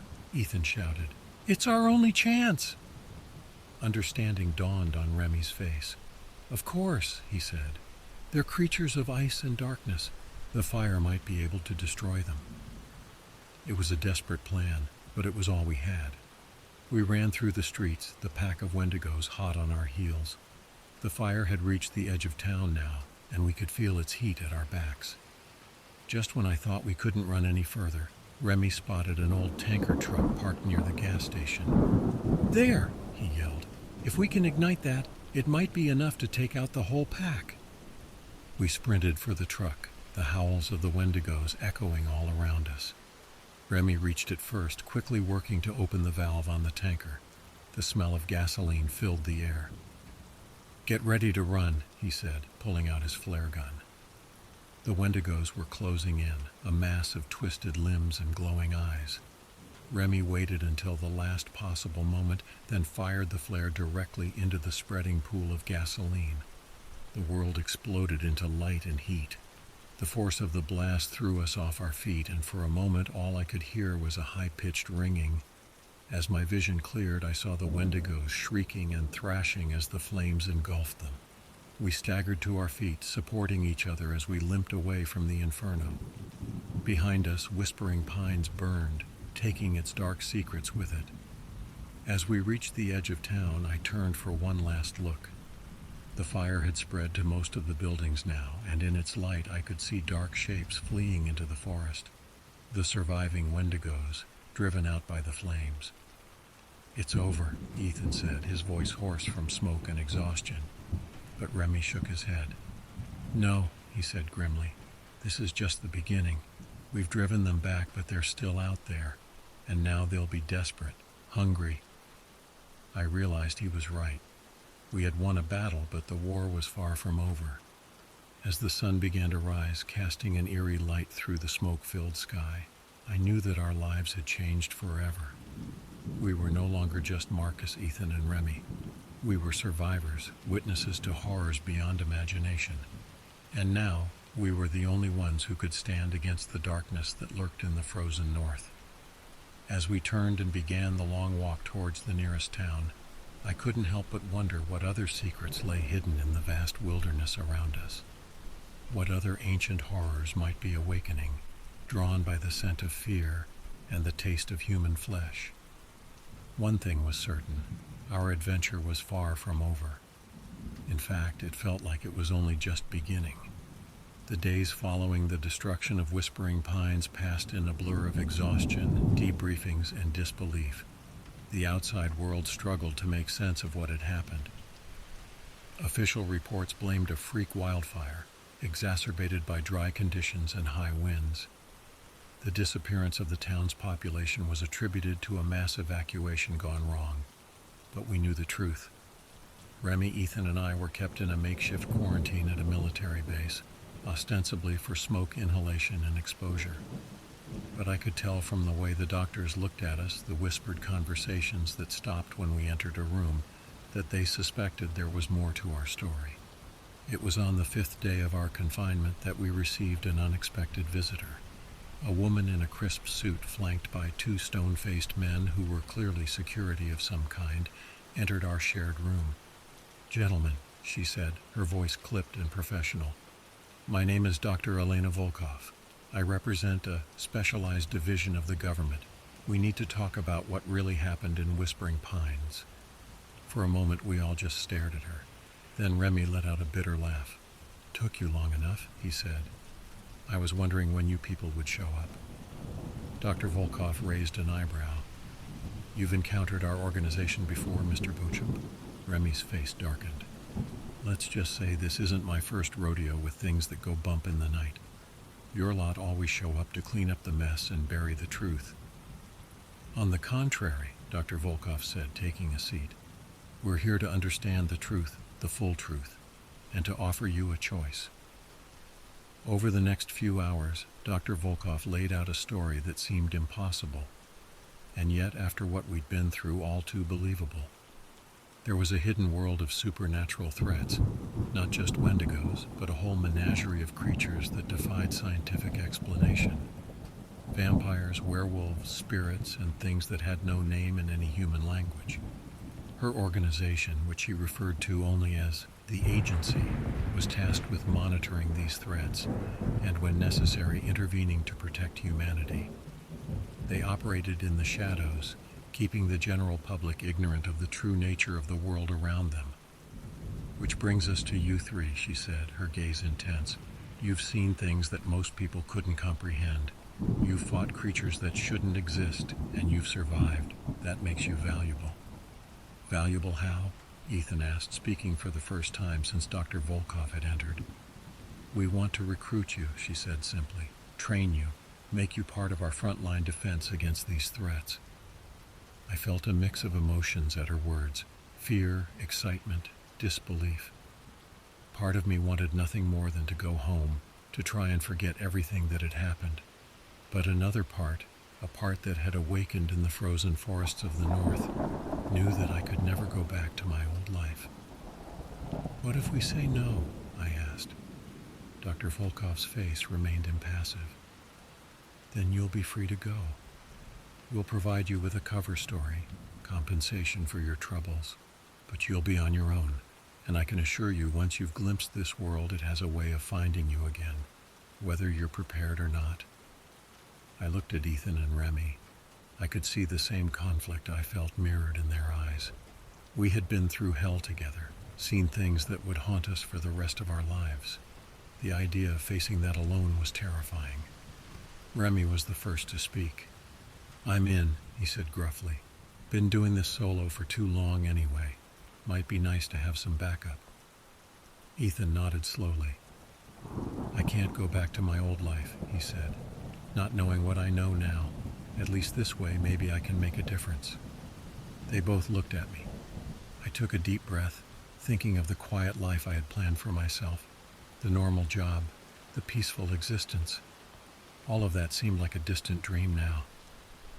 "Okay," I said finally. "I'm in too. But I have conditions. I want to know everything. No more secrets, no more half-truths. And I want to be involved in protecting my home. The North isn't just a wasteland to be written off. It's my home, and I'll defend it." Dr. Volkov nodded, a small smile playing at the corners of her mouth. "I think we can work with that," she said. "Welcome to the agency, gentlemen. Your training begins tomorrow." As she stood to leave, I felt a mix of trepidation and resolve. We were about to step into a world of shadows and monsters, a world where the line between myth and reality blurred. But we would face it together, armed with the knowledge and skills to make a difference. The frozen north had changed us, forged us in fire and ice. Now it was time to take that strength and use it to protect others from the horrors we had faced. As Dr. Volkov reached the door, she paused and turned back to us. "Oh, and one more thing," she said. "You might want to familiarize yourselves with these." She tossed a thick file onto the table. The label read Operation Fenrir, Wendigo Incursion Protocols. I reached for the file, my hand trembling slightly. As I opened it, I knew that our adventure in Whispering Pines had been just the beginning. A new chapter of our lives was about to start, one filled with danger, mystery, and the unknown. The echoes of our experience in the frozen north would guide us as we stepped into this new world. And whatever came next, we would face it together, guardians against the darkness that lurked at the edges of our world. The agency's training facility was unlike anything I could have imagined. Located deep in the Rocky Mountains, it was a sprawling complex of modern buildings and state-of-the-art training grounds, all hidden from the outside world by advanced camouflage technology and misdirection tactics. Our days were filled with intense physical training, weapons practice, and classes on everything from cryptozoology to ancient languages. We learned about the various supernatural threats that existed in the world, each more terrifying than the last. Wendigos, it turned out, were just the tip of the iceberg. Remy, with his years of experience, quickly became a favorite among the instructors. His practical knowledge of hunting supernatural creatures was invaluable, and he often assisted in teaching fieldcraft and survival skills. Ethan threw himself into the academic side of our training, his scientific background allowing him to approach the supernatural from a unique perspective. He was particularly interested in the biological aspects of various creatures, always seeking to understand the science behind the seemingly impossible. As for me, I found myself drawn to the tactical and strategic aspects of our training. My experiences in Whispering Pines had awakened a talent for quick thinking and adaptability in crisis situations. I also focused heavily on learning about the various supernatural threats specific to the northern regions, determined to make good on my promise to protect my home. It was during one of these northern-focused training sessions, about 3 months into our time at the facility, that we received news that would change everything. Dr. Volkov entered the classroom, her usually composed face showing signs of worry. "We have a situation," she said without preamble. "There's been another Wendigo sighting, this time near a small town called Frost Haven, about 100 miles north of where Whispering Pines used to be." I felt my blood run cold. Frost Haven was less than 50 miles from my hometown. "We thought we'd driven them back," Ethan said, voicing what we were all thinking. Dr. Volkov shook her head. "It seems the pack was larger than we initially believed. Or perhaps they're spreading faster than we anticipated. Either way, we need to act quickly." She turned to face us directly. "I know you're not finished with your training, but you three have more practical experience with Wendigos than anyone else in the agency. We need you on this mission." Remy stood up, his face set with determination. "When do we leave?" "Immediately," Dr. Volkov replied. "You'll be briefed on the way. This is a covert operation. Get in, assess the situation, and neutralize the threat if possible. If not, call for backup. Under no circumstances are you to allow knowledge of the supernatural to spread to the general population. Understood?" We nodded, the gravity of the situation sinking in. This wasn't a training exercise. This was real, and people's lives were at stake. As we hurried to gather our gear, I couldn't help but feel a mix of fear and excitement. We were heading back into danger, back to face the creatures that had nearly killed us. But this time, we were prepared. We had knowledge, training, and the backing of a secret organization dedicated to fighting these threats. The journey to Frost Haven was tense, filled with last-minute briefings and equipment checks. As our transport, a specially modified helicopter designed for stealth operations, approached the drop zone, I looked out at the vast expanse of snow-covered forest below. Somewhere out there, ancient horrors were stirring. Creatures of hunger and cold were threatening innocent people, people who had no idea of the danger they were in. It was up to us to stop them. As we touched down in a clearing just outside Frost Haven, I shared a look with Ethan and Remy. No words were needed. We all knew what was at stake, and we were ready to face whatever came next. The hunt was on once again, but this time we were the predators. Frost Haven was a town that seemed frozen in time, its streets lined with quaint wooden buildings that could have been there for a century. But beneath the picturesque exterior, we could sense an undercurrent of fear.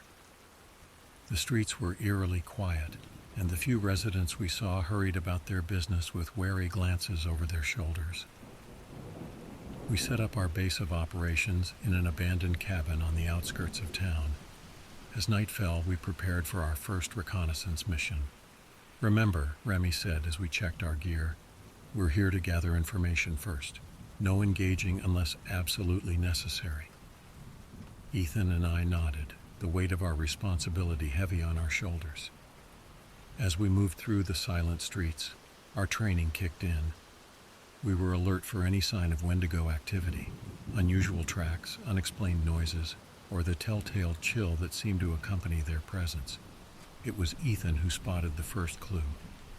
"Look," he whispered, pointing to a series of deep gouges in the side of a building. "Claw marks, too big for any normal animal." We followed the trail, our hearts pounding with a mix of fear and anticipation. It led us to the edge of town, where the buildings gave way to the vast, dark forest. "They're using the woods as cover," Remy muttered. "Smart. They could be anywhere out there." Just then, a blood-curdling scream split the night. Without hesitation, we sprinted towards the sound, our training overriding our fear. We burst into a small clearing to find a terrifying scene. A Wendigo, even larger and more monstrous than the ones we'd encountered before, was looming over a fallen figure. But before we could act, something unexpected happened. The fallen person, a woman we could now see, raised her hand. A burst of blue-white light erupted from her palm, striking the Wendigo and sending it reeling backward. "What the hell?" Ethan gasped. The woman scrambled to her feet, her hands glowing with that same eerie light. She turned to face us, her eyes widening in surprise. "You're not from Frost Haven," she said. It wasn't a question. "We're here to help," I said, keeping my voice calm despite my shock. "We're with an organization that deals with supernatural threats." She laughed, a bitter sound. "You're a bit late. Frost Haven has been dealing with supernatural threats for generations." Over the next hour, we learned the truth about Frost Haven. The town had been founded by a group of magic practitioners centuries ago, seeking a remote place to practice their arts in peace. Over time, they had become the secret protectors of the region, using their powers to keep creatures like the Wendigos at bay. But something's changed, the woman, who introduced herself as Sarah, explained. "The Wendigos are getting stronger, more numerous. Our magic isn't enough anymore." We shared what we knew about the Wendigo pack, and Sarah's face grew grave. "If they've grown to such numbers, nowhere in the north will be safe," she said. "We need to end this once and for all."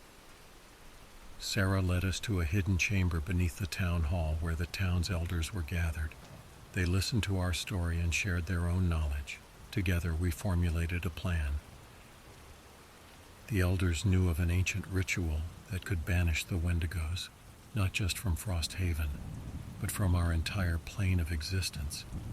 But it would require a tremendous amount of power, more than any one person could provide.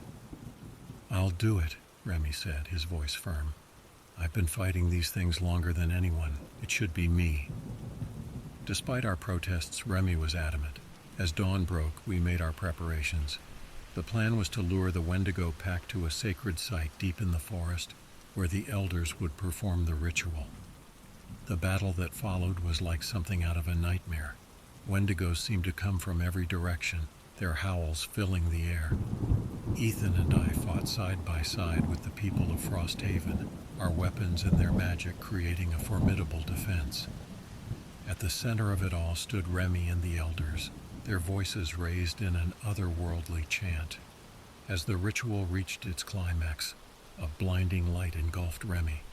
The Wendigos shrieked in what sounded like fear, their forms beginning to waver and distort. "Remy!" I yelled, trying to reach him, but the light was too intense. There was a final, deafening roar, and then silence.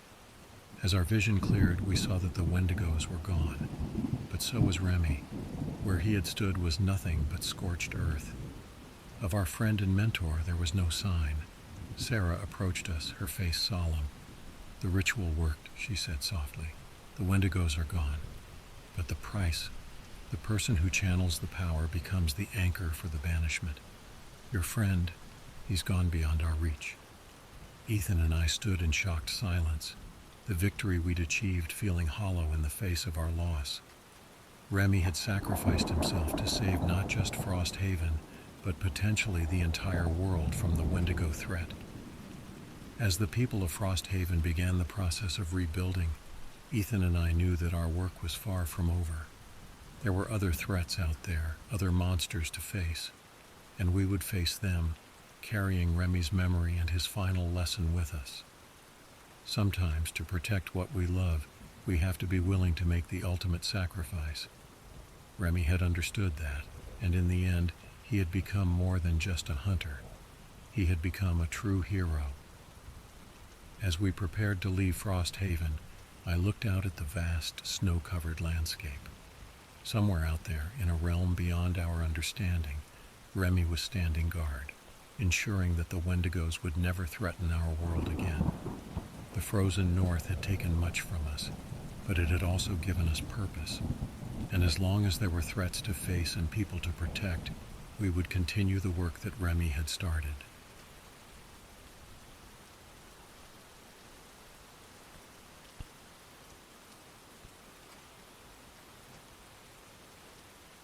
Let me start by saying this. I'm not crazy. I don't do drugs, I don't have a history of mental illness, and I'm not looking for attention. Hell, I barely know how to use this smartphone my son got me last Christmas. So believe me when I say that every word of what I'm about to tell you is true. It's a story about Bigfoot, but not the one you think you know. This is about Mark, and how meeting him changed my life forever. It was 1987, and I was a mess. 28 years old, college dropout, no job, no girlfriend, and a bank account that was circling the drain faster than my self-esteem. My parents, God bless them, were at their wits' end. They'd been patient, supportive even, but there's only so much a couple can take before they start to wonder if they've raised a perpetual loser. I remember the day it all came to a head. It was a Tuesday, unremarkable in every way except for the fact that it was the day my life took a sharp left turn into the realm of the unbelievable. I was sprawled on the couch watching some mindless daytime TV and munching on a bowl of stale cereal when my dad walked in. He was still in his work clothes, tie loosened and a day's worth of stubble on his chin. He looked tired, but there was a determination in his eyes that made me sit up straighter. "Daniel," he said, his voice gruff but not unkind, "we need to talk." I knew what was coming. It was the talk we'd been dancing around for months now. The "when are you going to get your life together" talk. The "we can't keep supporting you forever" talk. I braced myself for the worst. "Your mother and I have been patient," he began, settling into his favorite armchair. "We've tried to give you time to figure things out, but, well, son, time's up." I nodded, unable to meet his eyes. "I know, Dad, I'm trying. I really am." He sighed, running a hand through his thinning hair. "Trying isn't enough anymore, Daniel. You need to do. You need to make something happen. We can't keep watching you waste your life away on this couch." His words stung, but I couldn't argue. He was right. I was wasting my life, and I knew it. But knowing it and doing something about it were two very different things. "We've decided," he continued, his voice softening slightly, "that you have 2 months.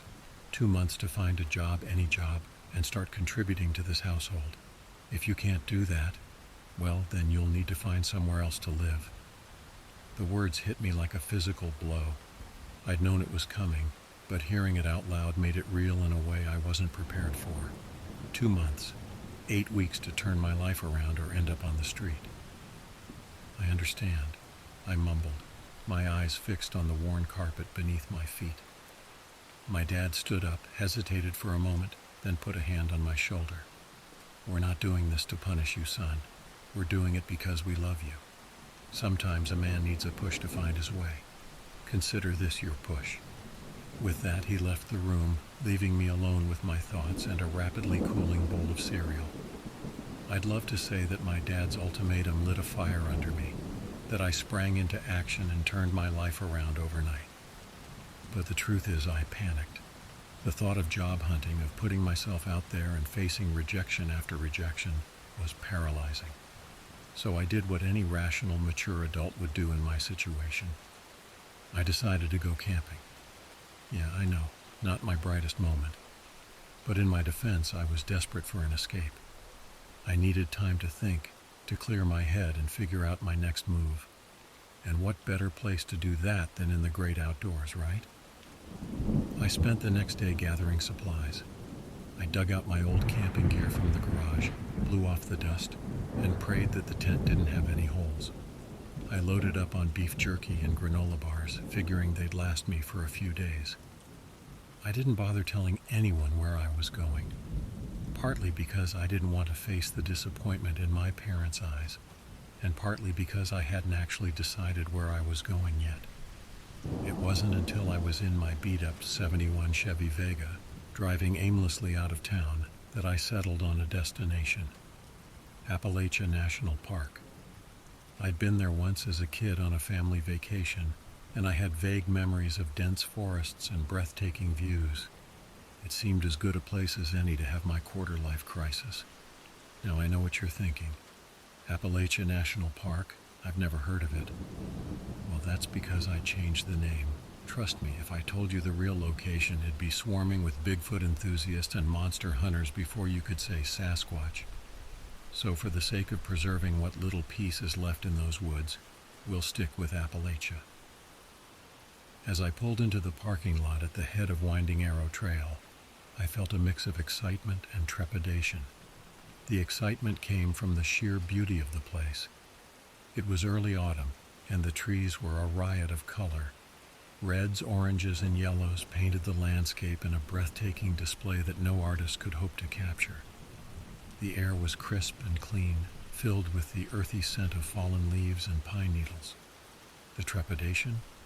Well, that came from the sudden realization that I, a city boy who could barely change a tire, was about to venture into the wilderness alone, with only 3 days' worth of snacks and absolutely no plan. I sat in my car for a good 10 minutes, gripping the steering wheel and seriously considering turning around and heading home. But the thought of facing my parents, of admitting defeat before I'd even tried, was enough to push me out of the car. I shouldered my backpack, which felt about 100 pounds heavier than it had when I packed it, and took my first steps onto the trail. The gravel crunched under my boots, and a cool breeze rustled through the trees. It was peaceful, serene even. For a moment I felt like I'd made the right decision. That feeling lasted about 4 hours. By then I was deep in the forest. The well-maintained trail had given way to a narrower, less defined path. The trees seemed to press in closer, their branches reaching out like gnarled fingers. And despite the beautiful weather and the abundance of wildlife I'd seen earlier, everything had gone eerily quiet. It was then that the feeling hit me. You know that sensation when you're alone, but you're absolutely certain someone's watching you? Yeah, that. The hairs on the back of my neck stood up, and a shiver ran down my spine that had nothing to do with the cooling temperature. I stopped walking, my eyes darting around the forest. Logically, I knew I was alone. I hadn't seen another soul since I left the parking lot. But logic wasn't exactly in the driver's seat at that moment. "Hello?" I called out, immediately regretting it. My voice sounded small and scared, even to my own ears. And if there was something out there, well, I just announced my presence like an idiot. Silence was my only answer. But somehow that silence felt heavy, expectant, like the forest itself was holding its breath. It was in that moment that the full weight of my stupidity crashed down on me. I was alone in the middle of nowhere. No one knew where I was. I had no weapon, no means of calling for help. If something happened to me out here, I could disappear without a trace. My heart began to race, pounding against my ribcage like it was trying to escape. Sweat beaded on my forehead despite the cool air, and still that feeling of being watched persisted. I thought about my family, my disappointed but loving parents, my little sister who looked up to me despite my failings. Would they ever know what happened to me? Would they spend years wondering, hoping for a resolution that might never come? A lump formed in my throat, and to my shame I felt tears pricking at the corners of my eyes. What the hell was I doing out here? I wasn't some rugged outdoorsman. I was a screw-up, a coward running away from his problems instead of facing them head on. I was about to turn around to head back the way I came and forget this whole stupid idea when I heard it. A rustling in the bushes, not 20 feet away from where I stood frozen in fear. My breath caught in my throat. The silence in the forest suddenly made terrible sense. This is what happens when there's a predator nearby. The smaller animals go quiet, hoping to avoid detection. The rustling stopped abruptly, and for a moment everything was still. Then, slowly, 2 glowing yellow eyes appeared in the foliage. I'd like to say I reacted bravely, that I stood my ground or came up with some clever plan. But the truth is, I was paralyzed with fear. My legs felt like they were made of lead. My mouth was dry as sandpaper, and my mind was a whirl of panicked thoughts. The eyes blinked once, twice. They were huge, easily the size of softballs, and they were fixed directly on me. I could feel the intelligence behind that gaze, the curiosity, and was that amusement? Slowly, painfully slowly, a massive form began to emerge from the bushes. First came a broad, fur-covered forehead, then a wide, flat nose with large, flaring nostrils. A mouth full of yellowed teeth, each as long as my finger, came into view next. By the time the creature had fully revealed itself, I was certain I was about to die. It towered over me, easily 7 feet tall, maybe more. Its body was covered in thick auburn fur. Muscles rippled under that fur with every slight movement, hinting at strength that I couldn't even begin to comprehend. It took a step toward me, then another. I could smell it now, a musky, earthy scent that filled my nostrils and made my head spin. Or maybe that was just the terror. "Please," I managed to stammer out, my voice barely above a whisper. "Don't kill me." What happened next changed my life forever. The creature's mouth, which had been set in a grimace that showed off those terrifying teeth, suddenly curved upwards. Its eyes crinkled at the corners, and then, to my utter disbelief, it spoke. "Okay, fine," it said, its voice a deep rumble that I could feel in my chest. "I'll spare you this time, but only because you said please." I blinked. Then I blinked again. My brain, which had been running in panic mode for the past few minutes, suddenly ground to a halt. Did Bigfoot just make a joke? You spoke," I spluttered, eloquent as ever. "But you..." The creature threw back its head and let out a booming laugh that shook the leaves on nearby trees. "Ha! You should see the look on your face. It's priceless." I stood there, mouth agape, trying to process what was happening. This had to be a hallucination, right? Maybe I'd eaten some weird mushrooms by accident, or maybe I'd hit my head and was lying unconscious somewhere, dreaming this whole thing up. "Okay," I said slowly, "I've got to be high or something. Maybe some weird kind of mushroom spores. This can't be real." The creature, Bigfoot, Sasquatch, what do you even call a talking, joke-cracking cryptid, wiped tears of mirth from its eyes. "Still think you're tripping, buddy? Nope. I'm real as the ground you're standing on." To emphasize his point, he reached out and gave me a playful slap on the back. At least I think it was meant to be playful. To me, it felt like being hit by a furry freight train. I went flying forward, face planting into the dirt and leaves. Ow, I groaned, spitting out a mouthful of forest floor. All right, I get it. Just don't do that again. Sorry, man, the creature said, sounding genuinely contrite. Too strong for my own good, I guess. Here, I'll help you up. A massive, leathery hand appeared in front of my face. After a moment's hesitation, I took it. The creature effortlessly pulled me to my feet, then kept hold of my hand, shaking it vigorously. Sorry about that, he said. Must have scared you shitless. The name's Mark. I stared at him, still trying to wrap my head around the situation. Yeah, don't worry about it. I'm Daniel. Nice to meet you, Daniel, Mark said, finally releasing my hand. He must have sensed that I was still uneasy because he sighed and gestured to a nearby rock. I can see that I've got some explaining to do. Sit. I hurriedly obeyed, perching on the edge of the rock like a kid at story time. Mark settled his massive bulk next to me, the rock creaking ominously under his weight. If you haven't already put two and two together, he began, I'm Bigfoot. I couldn't help but laugh. It was just so absurd. Here I was, sitting on a rock in the middle of the forest, having a conversation with a legendary cryptid who had just introduced himself like we were at a cocktail party. Yeah, I managed. I can see that. Is that all? Mark shrugged, a strangely human gesture on his massive frame. Hey, you can never be too sure. There's got to be someone out there who's never heard of me. He had a point there. I mean, if you'd asked me this morning if I believed in Bigfoot, I probably would have laughed.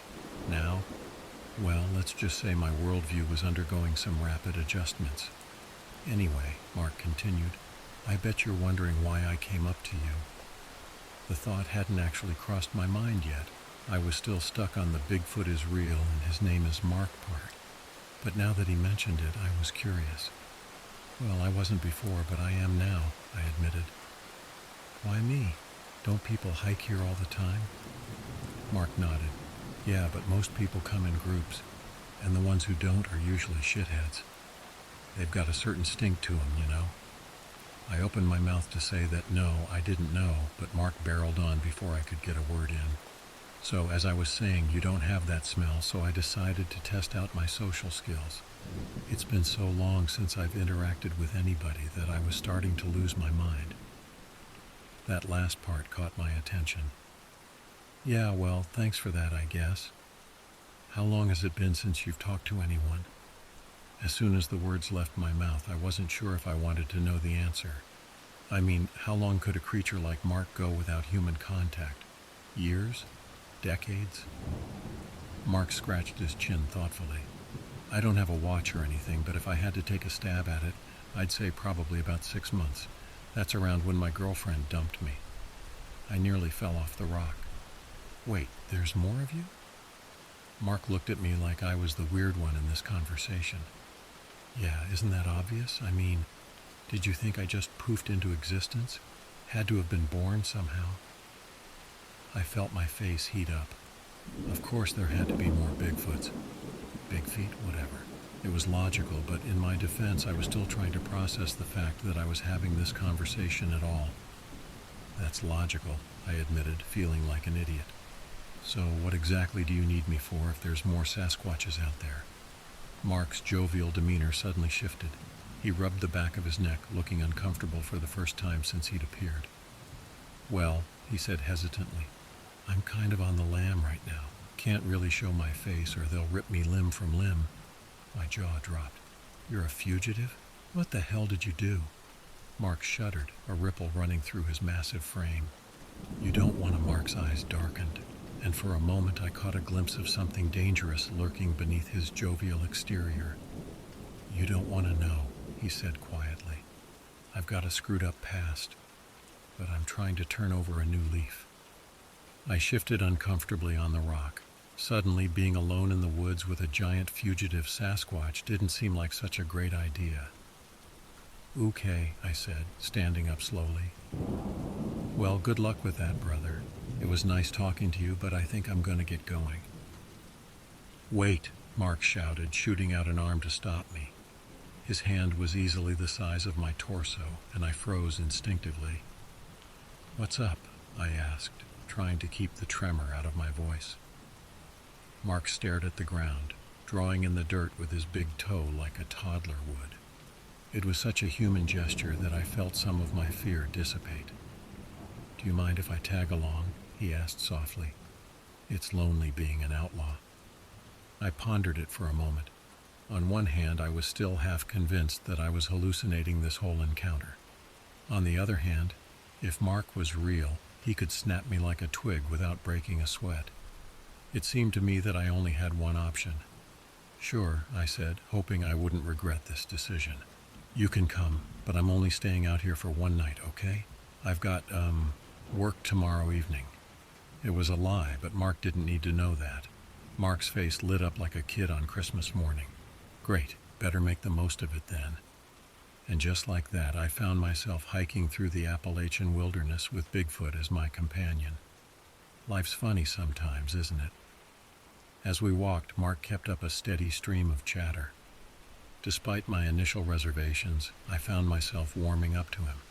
He had a wry sense of humor and a way of looking at the world that was both naive and insightful. "So, Daniel," Mark said as we navigated a particularly steep section of the trail, "what brings you out to these woods all by yourself? You don't strike me as the solo hiking type." I chuckled humorlessly. "That obvious, huh? Well, the way you nearly pissed yourself when you saw me was a pretty big clue." I shot him a glare, but there was no heat behind it. "Yeah, well, not all of us are 7-foot-tall forest monsters. Some of us are just lost." Mark raised an eyebrow at that. "Lost? In what way?" "Because I gotta tell you, if you're literally lost, I'm a great guide." "Not that kind of lost," I sighed. "More like life lost, I guess. I'm 28 years old, no job, no prospects, still living with my parents. They're about ready to kick me out, and I don't know what to do." Mark was quiet for a moment, which I was learning was unusual for him. When he spoke again, his voice was softer than I'd heard it before. "You know, Daniel, I might not know much about human society, but I do know a thing or two about feeling lost." I looked up at him, curious. "Yeah?" He nodded, his eyes distant. "Yeah. When I was younger, and I'm talking maybe 100 years ago, give or take a decade, I felt like I didn't fit in anywhere. Too smart for the other Sasquatches, Sasquatchy for the humans. I wandered these forests for years trying to find my place. I nearly tripped over a root." "Wait, 100 years ago? How old are you?" Mark grinned, showing off those massive teeth. "Old enough to know better, young enough to do it anyway. But that's not the point. The point is, feeling lost is part of life. It's what you do when you're lost that matters." I mulled over his words as we continued walking. There was wisdom there, hidden beneath the fur and fangs. "So what did you do?" I asked finally. Mark's grin widened. "I decided to make my own path. Started learning from both worlds, Sasquatch and human. Picked up English from eavesdropping on campers. Learned about human culture from discarded newspapers and magazines. And I used my Sasquatch abilities to survive and thrive in the wilderness." "That's actually pretty impressive," I admitted. "Thanks," Mark said, puffing out his chest a bit. "It wasn't easy, and I made a lot of mistakes along the way, but eventually I found a balance, or at least I thought I had." His voice trailed off, and that darkness I'd glimpsed earlier crept back into his eyes. I wanted to ask what he meant, what had happened to make him an outlaw among his own kind, but something held me back. Maybe it was self-preservation, or maybe it was the growing feeling that Mark, despite his monstrous appearance, was becoming a friend. We walked in companionable silence for a while after that, each lost in our own thoughts. The forest around us was coming alive with the sounds of evening. Birds calling to each other, small animals rustling in the underbrush. It was peaceful in a way I'd never experienced before. As the sun began to dip towards the horizon, Mark suddenly perked up. "Oh, I almost forgot. There's an amazing spot nearby to watch the sunset. Want to check it out?" The enthusiasm in his voice was contagious. "Sure," I said, surprised to find that I meant it. "Lead the way." Mark led me off the main trail, pushing through dense underbrush with ease. I followed in his wake, grateful for the path he was clearing. After about 10 minutes of bushwhacking, we emerged onto a rocky ledge that overlooked the forest below. My breath caught in my throat. The view was spectacular. The forest stretched out before us, a sea of reds and golds painted by the setting sun. In the distance, mountains rose up, their peaks tinged pink in the fading light.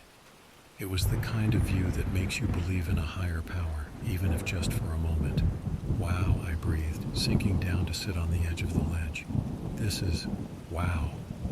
Mark chuckled, lowering his bulk down next to me. "Eloquent as always, Daniel, but yeah, it's something else, isn't it?" We sat in silence as the sun slowly sank below the horizon, painting the sky in brilliant hues of orange and purple. As darkness began to creep in, I felt a sense of peace settle over me. For the first time in months, maybe years, I felt like I was exactly where I was supposed to be. "Thanks for showing this to me, buddy," I said quietly. "Who knows? Maybe I'll actually manage to get a girlfriend someday and bring her out here." I chuckled, trying to mask the loneliness behind the words with humor. Mark grinned, nudging me with an elbow that nearly knocked me off the ledge. "You and me both. Double date?" I laughed, the mental image of Mark on a date too ridiculous to contemplate. "If the law doesn't catch up to you before then, it's a deal."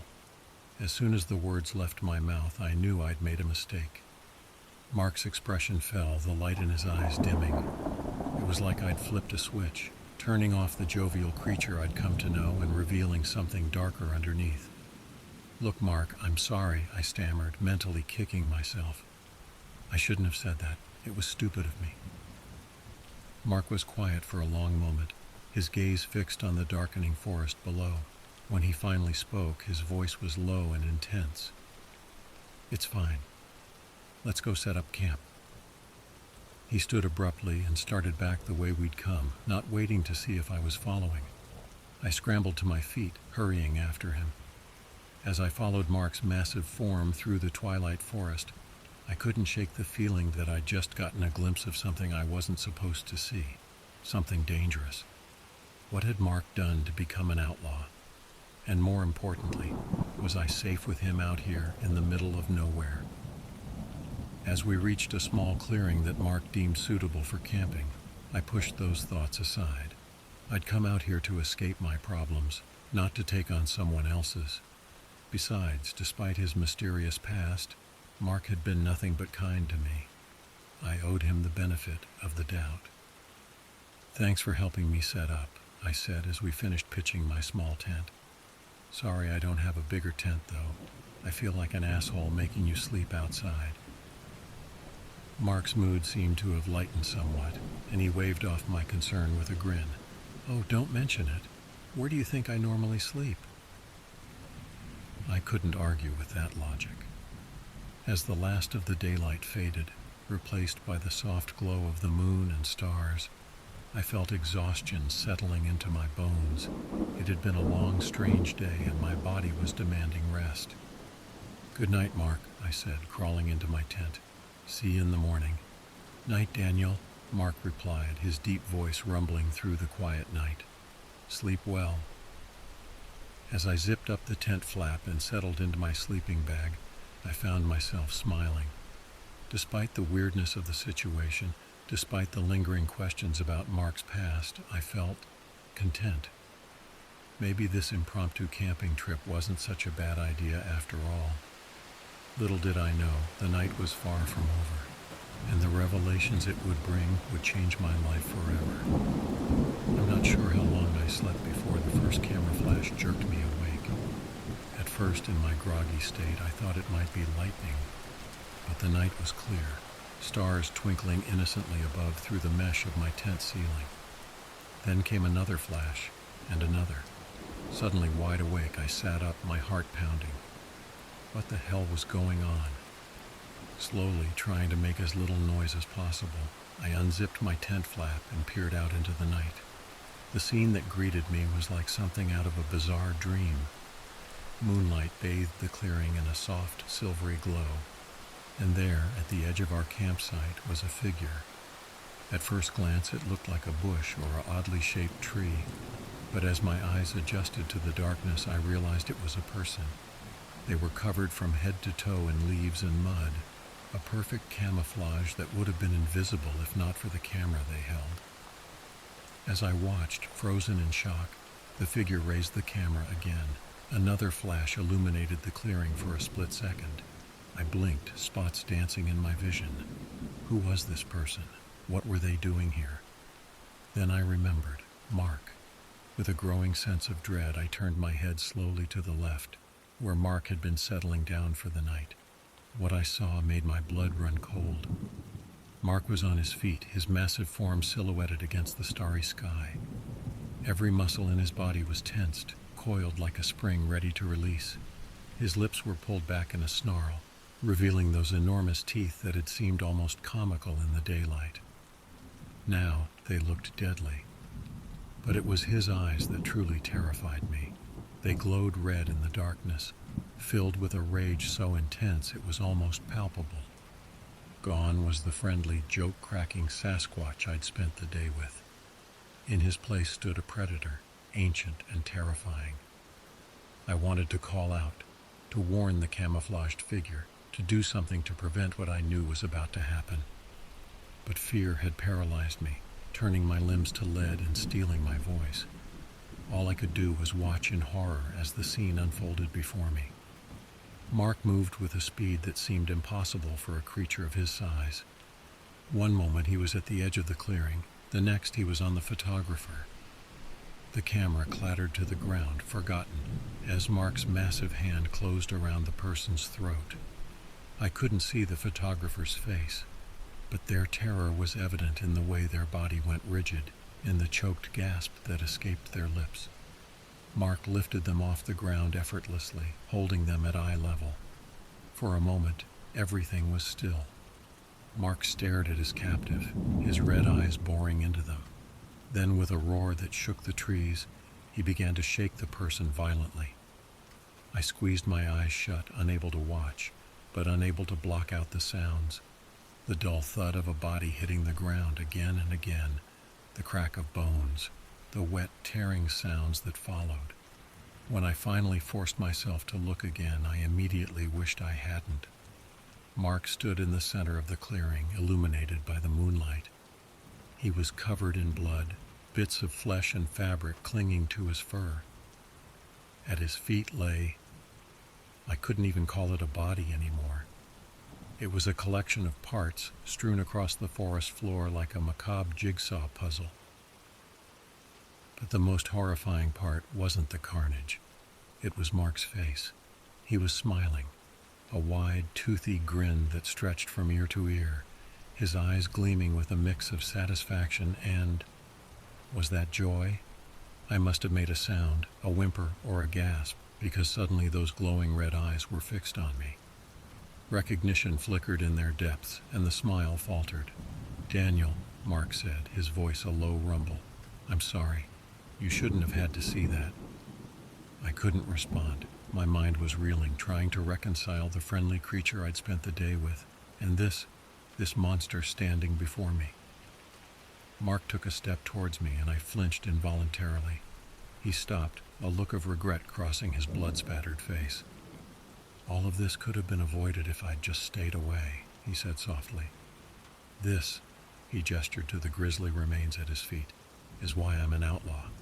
This isn't my first time, and it probably won't be my last." I found my voice then, though it came out as little more than a whisper. "Why? Why did you?" Mark's expression hardened. "They always come looking. The photographers, the hunters, the curiosity seekers. They don't care that we're intelligent beings, that we have lives and families and feelings. To them, we're just animals to be captured or killed or put on display." He looked down at his hands, still dripping with blood. "I tried to live peacefully, I really did. But they wouldn't leave us alone, so I decided to give them a reason to stay away, to make them fear the forests again." I shook my head, trying to clear it. This was too much, too brutal, too real. But, but you killed him. He was just taking pictures. Mark's eyes flashed dangerously. Pictures that would have brought more humans, more disturbances, more danger to my kind. Sometimes, Daniel, you have to do terrible things to protect what you love. I didn't have a response to that. How could I? My whole worldview had been shattered in the span of a few minutes. Bigfoot was real, and he was a murderer, and I was alone in the woods with him.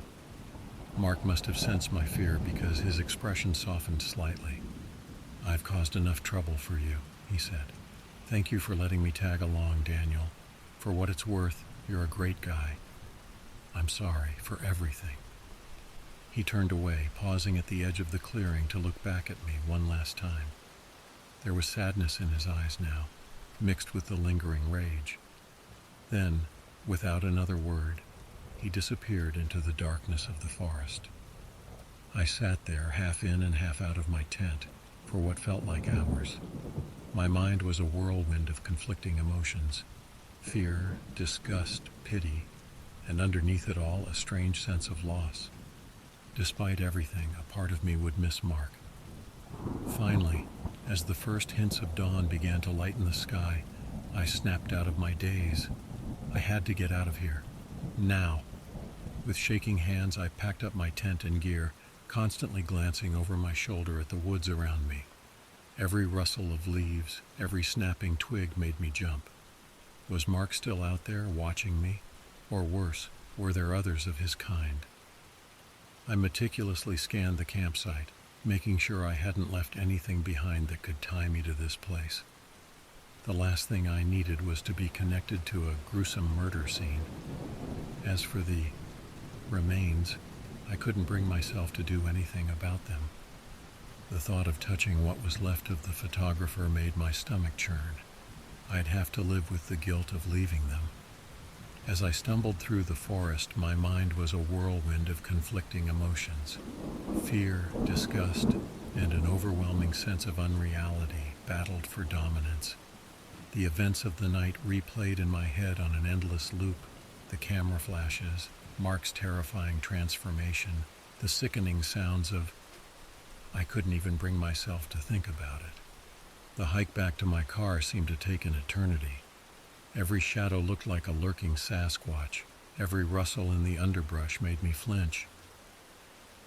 By the time I finally reached the parking lot, the sun was peeking over the horizon, painting the sky in hues of pink and gold. It would have been beautiful if I wasn't so terrified.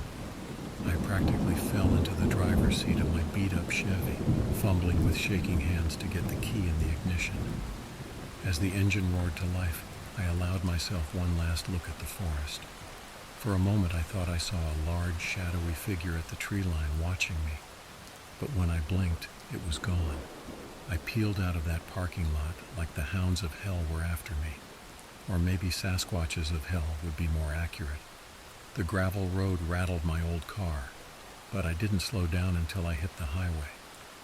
As the miles ticked by and the forest receded in my rearview mirror, the adrenaline that had been keeping me going began to wear off. Exhaustion settled into my bones, making my eyelids heavy. But I couldn't stop. I had to get home, had to get back to something normal and familiar. It was mid-morning by the time I pulled into my parents' driveway. The neighborhood was quiet, people already gone to work or school. I sat in the car for a long moment, trying to compose myself. How was I supposed to act normal after what I'd just experienced?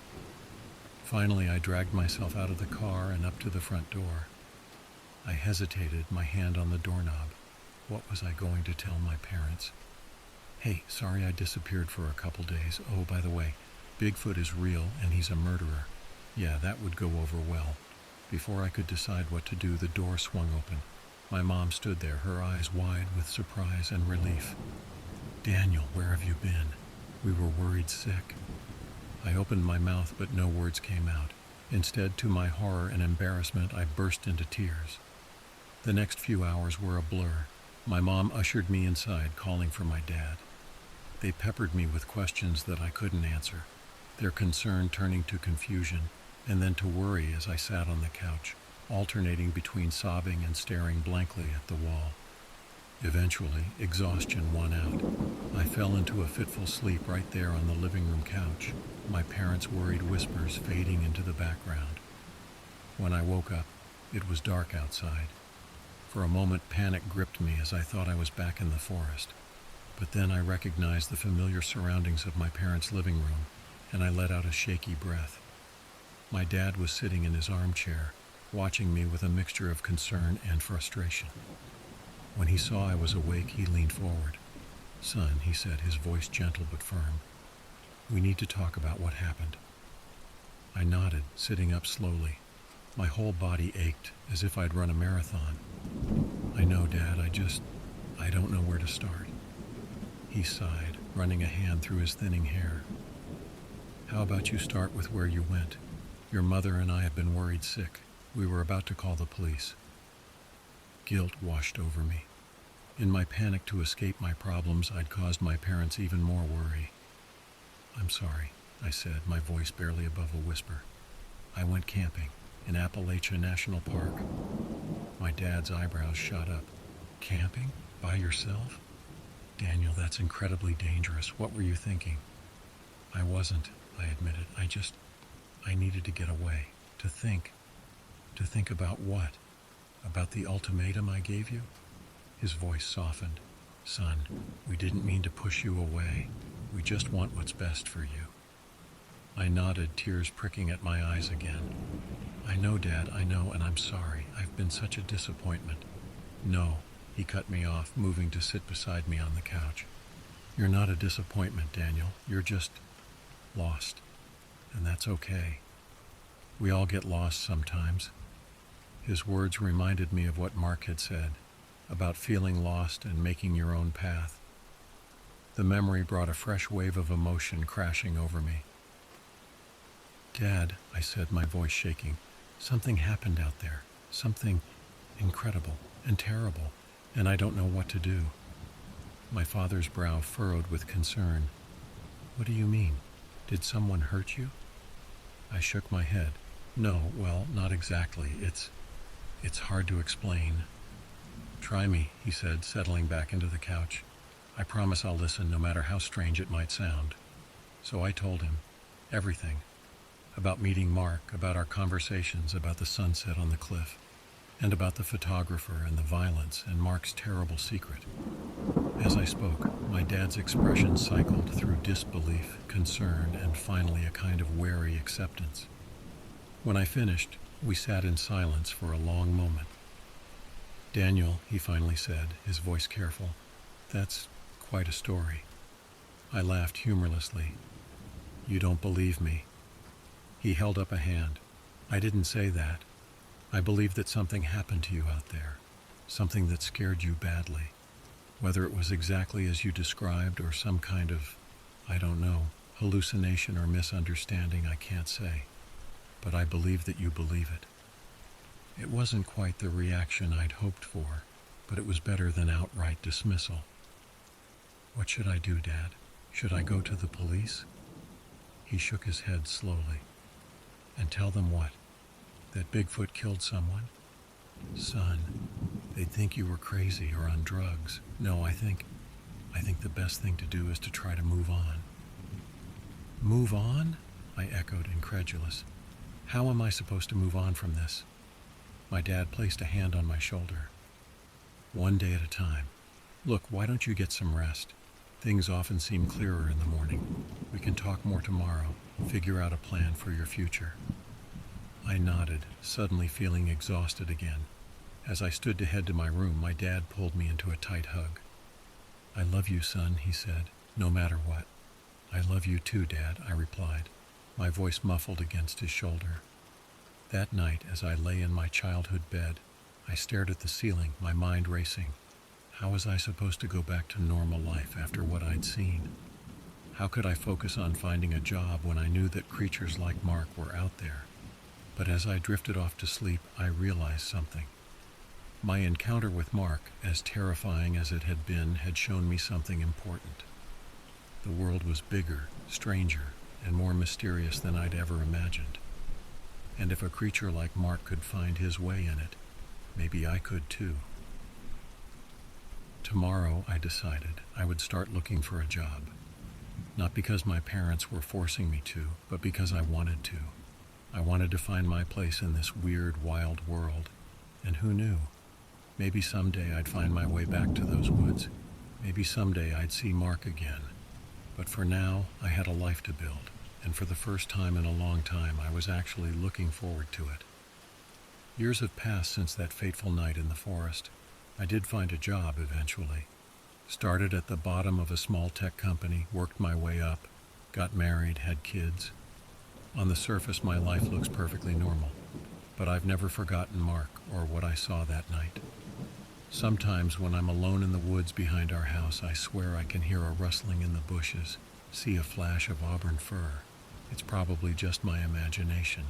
Probably. I've never told anyone else about what happened. Who would believe me? But sometimes when the wind is right and the moon is full, I find myself looking out into the darkness wondering, is he still out there? Are there others? And sometimes in my dreams I'm back on that cliff, watching the sunset with a Sasquatch named Mark.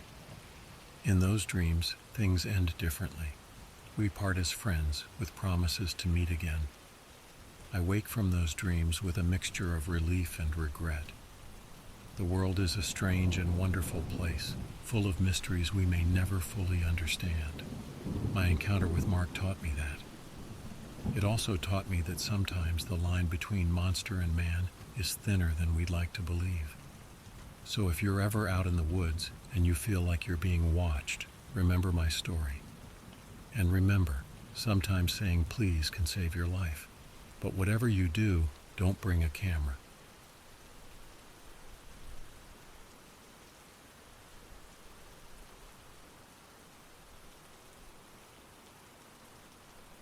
In 1972, a plane carrying 45 passengers crashed in the midst of the towering, snow-covered Andes Mountains. A group of passengers miraculously survived, but now faced the most challenging task, surviving in the harsh conditions of this unforgiving place. The cold was biting and conditions were severe. There was no sign of life in this place, far from all elements of civilization. Food sources were non-existent, and the little food that was on board the plane quickly ran out. Here, the survivors faced the most difficult decision of their lives, having to eat the bodies of their deceased companions in order to stay alive. The circumstances these passengers went through were harder than anything imaginable, yet they continued to fight and cling to survival. Would they eventually survive, or would this be their final journey? Our story begins in October 1972. The protagonists are a rugby team from Uruguay. Rugby is a sport somewhat similar to American football. Most of the team members were university students in their early 20s. Uruguay, for those unfamiliar, is one of the countries in South America. The team had been invited to play a match in Chile, also a South American country. The trip was supposed to be short, just 4 days. They planned to leave on Thursday and return on Monday. The team chartered an affordable plane, given that they were young and didn't have much money. It was a medium-sized aircraft that could seat about 50 people, with the number 571. After the team sent a passenger list to the pilot, he informed them there was room for 10 additional people, so some team members decided to bring family along. In the end, the total number of passengers reached 45, including the flight crew. Among the passengers was a young man named Nando Parado, one of the team members. It's important to remember this person as he will play a major role in the story. We can even consider him the main character. When Nando learned there were extra seats on the plane, he decided to bring his mother and sister along. He imagined taking them on an enjoyable trip, touring Chile and visiting markets. It was like a gift he was giving them with all his love. He had no idea that what awaited them would be worse than anything he could imagine. Their journey began on Thursday, October 12, 1972. They departed from Montevideo, Uruguay, heading to Santiago, Chile. They had to fly over Argentina and the Andes mountain range, towering mountains stretching long distances, considered the highest in South America. But due to bad weather that day, the pilot decided to land in Mendoza, Argentina, located just before the Andes. They spent that night in Argentina and resumed their journey on the morning of Friday, October 13th. In Western culture, Friday the 13th is considered an unlucky day. The pilot and team members weren't thinking about this at the time, but what would happen that day would indeed be the worst thing they could imagine. The plane they were on was a Fairchild FEH-227, considered one of the worst in terms of design. Its engines were weak relative to its weight, making it prone to accidents. The passengers were unaware of this information. If they had known, they likely wouldn't have chosen to fly on it. During the flight, the plane had to cross over the Andes Mountains. This posed a significant risk, especially with the bad weather and weak engines. The pilot planned to circle around the southern end of the Andes range and cross through a low pass, avoiding flying at high altitudes. The mood on the plane was cheerful and lively. Passengers were playing games and singing, unaware of the danger ahead. In a pivotal moment, Nando traded seats with a friend, a decision that would later determine who would survive and who would perish. The plane reached the southern end of the Andes, and the pilot turned west towards the city of Curico. But here a fatal error occurred. The pilot reported to air traffic control in Santiago that they were over Curico, when in fact they were still over the Andes Mountains. This mistake in determining their position would lead to disaster. The pilot thought they had passed the mountains and began descending. But visibility was poor due to clouds and storms surrounding the Andes peaks. Suddenly, the pilot and passengers found themselves face to face with a towering mountain. The pilot desperately tried to pull the plane up, but the weak engines couldn't provide enough power to climb at the required speed. The plane struck the mountain, and in an instant, the tail and wings were torn off. Most of the fuselage disappeared, leaving only the front section. In that horrifying moment, several passengers were ejected with the disintegrating parts, especially those seated in the rear of the plane. The front section continued sliding down the snowy slope, with the remaining passengers inside clinging to life. The following moments were chaotic and terrifying, with seats flying loose and passengers' bodies colliding.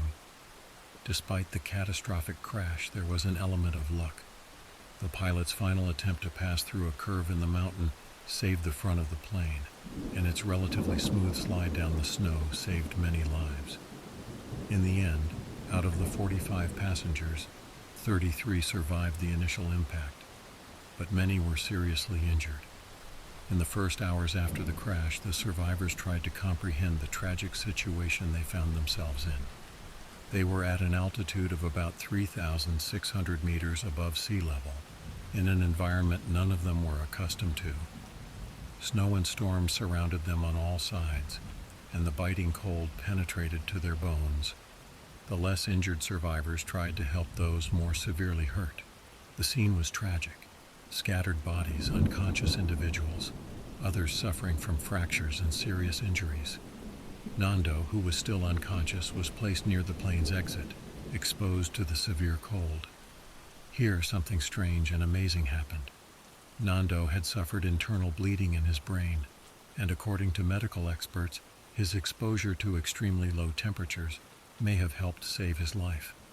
The intense cold helped limit brain swelling and reduce bleeding. This was like an unintended miracle. After 3 days, Nando began regaining consciousness. He was in a state of confusion, trying to understand what had happened. His friends, not considering his fragile health condition, bombarded him with the bad news all at once. The plane crash, his mother's death, and his sister's severe injuries. Despite the shock, Nando quickly grasped the situation. He asked about his sister and tried to comfort her when he learned of her location. He felt immense guilt for bringing her on this ill-fated journey. His sister was only 17 years old. After regaining his balance, Nando left the plane wreckage to see the surroundings. He was shocked by what he saw. Nothing but mountain peaks and endless snow in every direction. There was no sign of life, Not even animals existed in this harsh environment. The survivors hoped rescue teams would reach them soon. Indeed, 3 countries were participating in the search operations: Uruguay, Argentina, and Chile. But the problem was that the search area was vast, and weather conditions were extremely difficult. Additionally, the plane was white and had crashed on white snow, making it nearly impossible to spot from the air. The survivors heard the sounds of search planes flying overhead and even glimpsed some from afar. But despite their attempts to attract attention, no one could see them. They held their breath and stood on edge, waiting for any news of their rescue.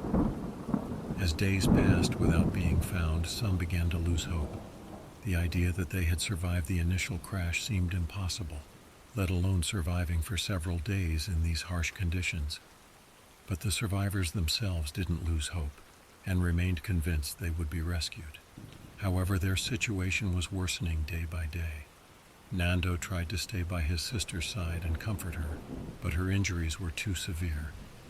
On the 5th or 6th day, his sister passed away, reducing the number of survivors to 27. As more days passed, the survivors gradually lost hope, reaching the peak of despair on the 10th day. An important development occurred.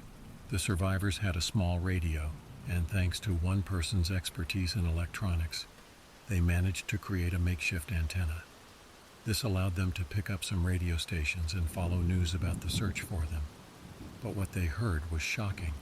Authorities announced that search operations had been halted and they couldn't be found. This news shattered the last glimmer of hope for the survivors. At the same time, hunger had begun to gnaw at their bodies severely. They had consumed all the food from the plane days ago. For water, they managed to solve this problem by using metal sheets from the plane to melt snow under the sun. But the food problem was more complex. They tried to eat anything edible, including leather from luggage and plastic. But these desperate attempts were not enough. And here the idea they all feared began to emerge: eating the bodies of their deceased companions. The idea was horrifying and terrifying for everyone. Most of them completely rejected the idea at first, while some reluctantly accepted it. It was clear there was no other way to survive: either starve to death or eat the dead. There was no third option. Some refused the idea for religious reasons, while others couldn't accept the idea of eating human flesh, especially that of their friends. It was impossible for a normal person living in normal conditions to imagine themselves in this situation. But these survivors were on the brink of death, and their ability to endure and way of thinking had completely changed. In the end, they made the difficult decision. Due to the freezing cold, the bodies were well preserved, not decomposing. They needed tools to cut the meat, so they used pieces of glass from the plane's windows to make makeshift knives. They would take small pieces each time, not making large meals. Sometimes they would cook the meat, but due to the scarcity of wood and combustible materials, they rarely managed to light a fire. Most of the time they ate the meat raw. They all ate while disgusted with themselves. But when this meat entered their bodies and began to break down into proteins, fats, and carbohydrates, they felt energy returning to their bodies, even if only slightly. In these moments, their minds realized this was the only way to survive, no matter how disgusted they were by it. To cope better with this situation, they made an agreement among themselves. Anyone who died would allow the others to eat their body. They took photos of themselves with a camera found in the plane wreckage, and in some of these photos, parts of their companions' bodies can be seen.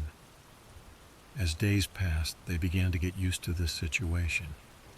It became part of their daily life in this place, their only source of food. They continued like this, clinging to any hope of survival, with no specific goal other than staying alive. But the difficulties didn't stop there. There was another danger awaiting them, one they were unaware of.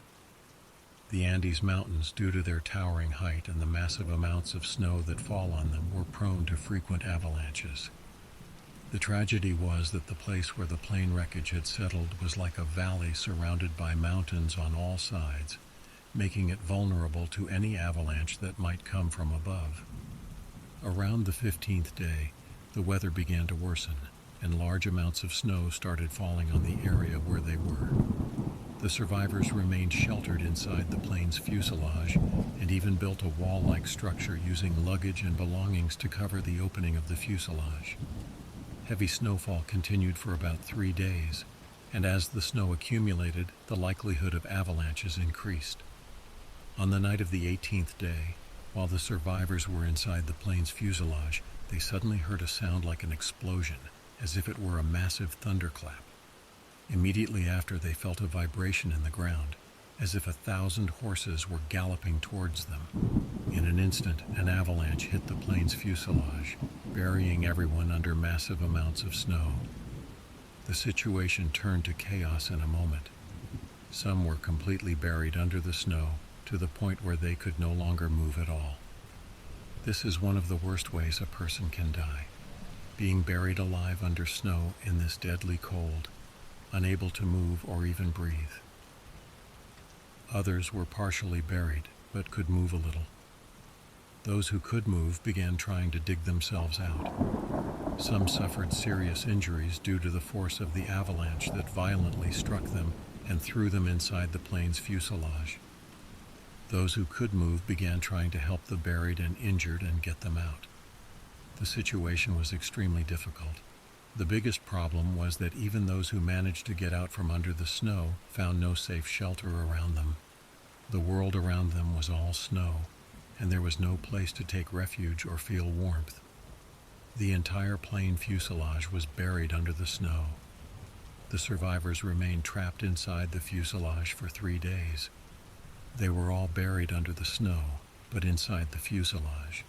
The fuselage was the only thing protecting them. Outside, snowstorms were raging, and they could hear the sound above their heads from under the snow. Strangely, the avalanche turned from a curse into a blessing, as it formed a barrier protecting them from the massive storms outside. They remained sheltered inside the plane's fuselage, and their only source of warmth was 1 or 2 small lighters. But the situation remained tragic.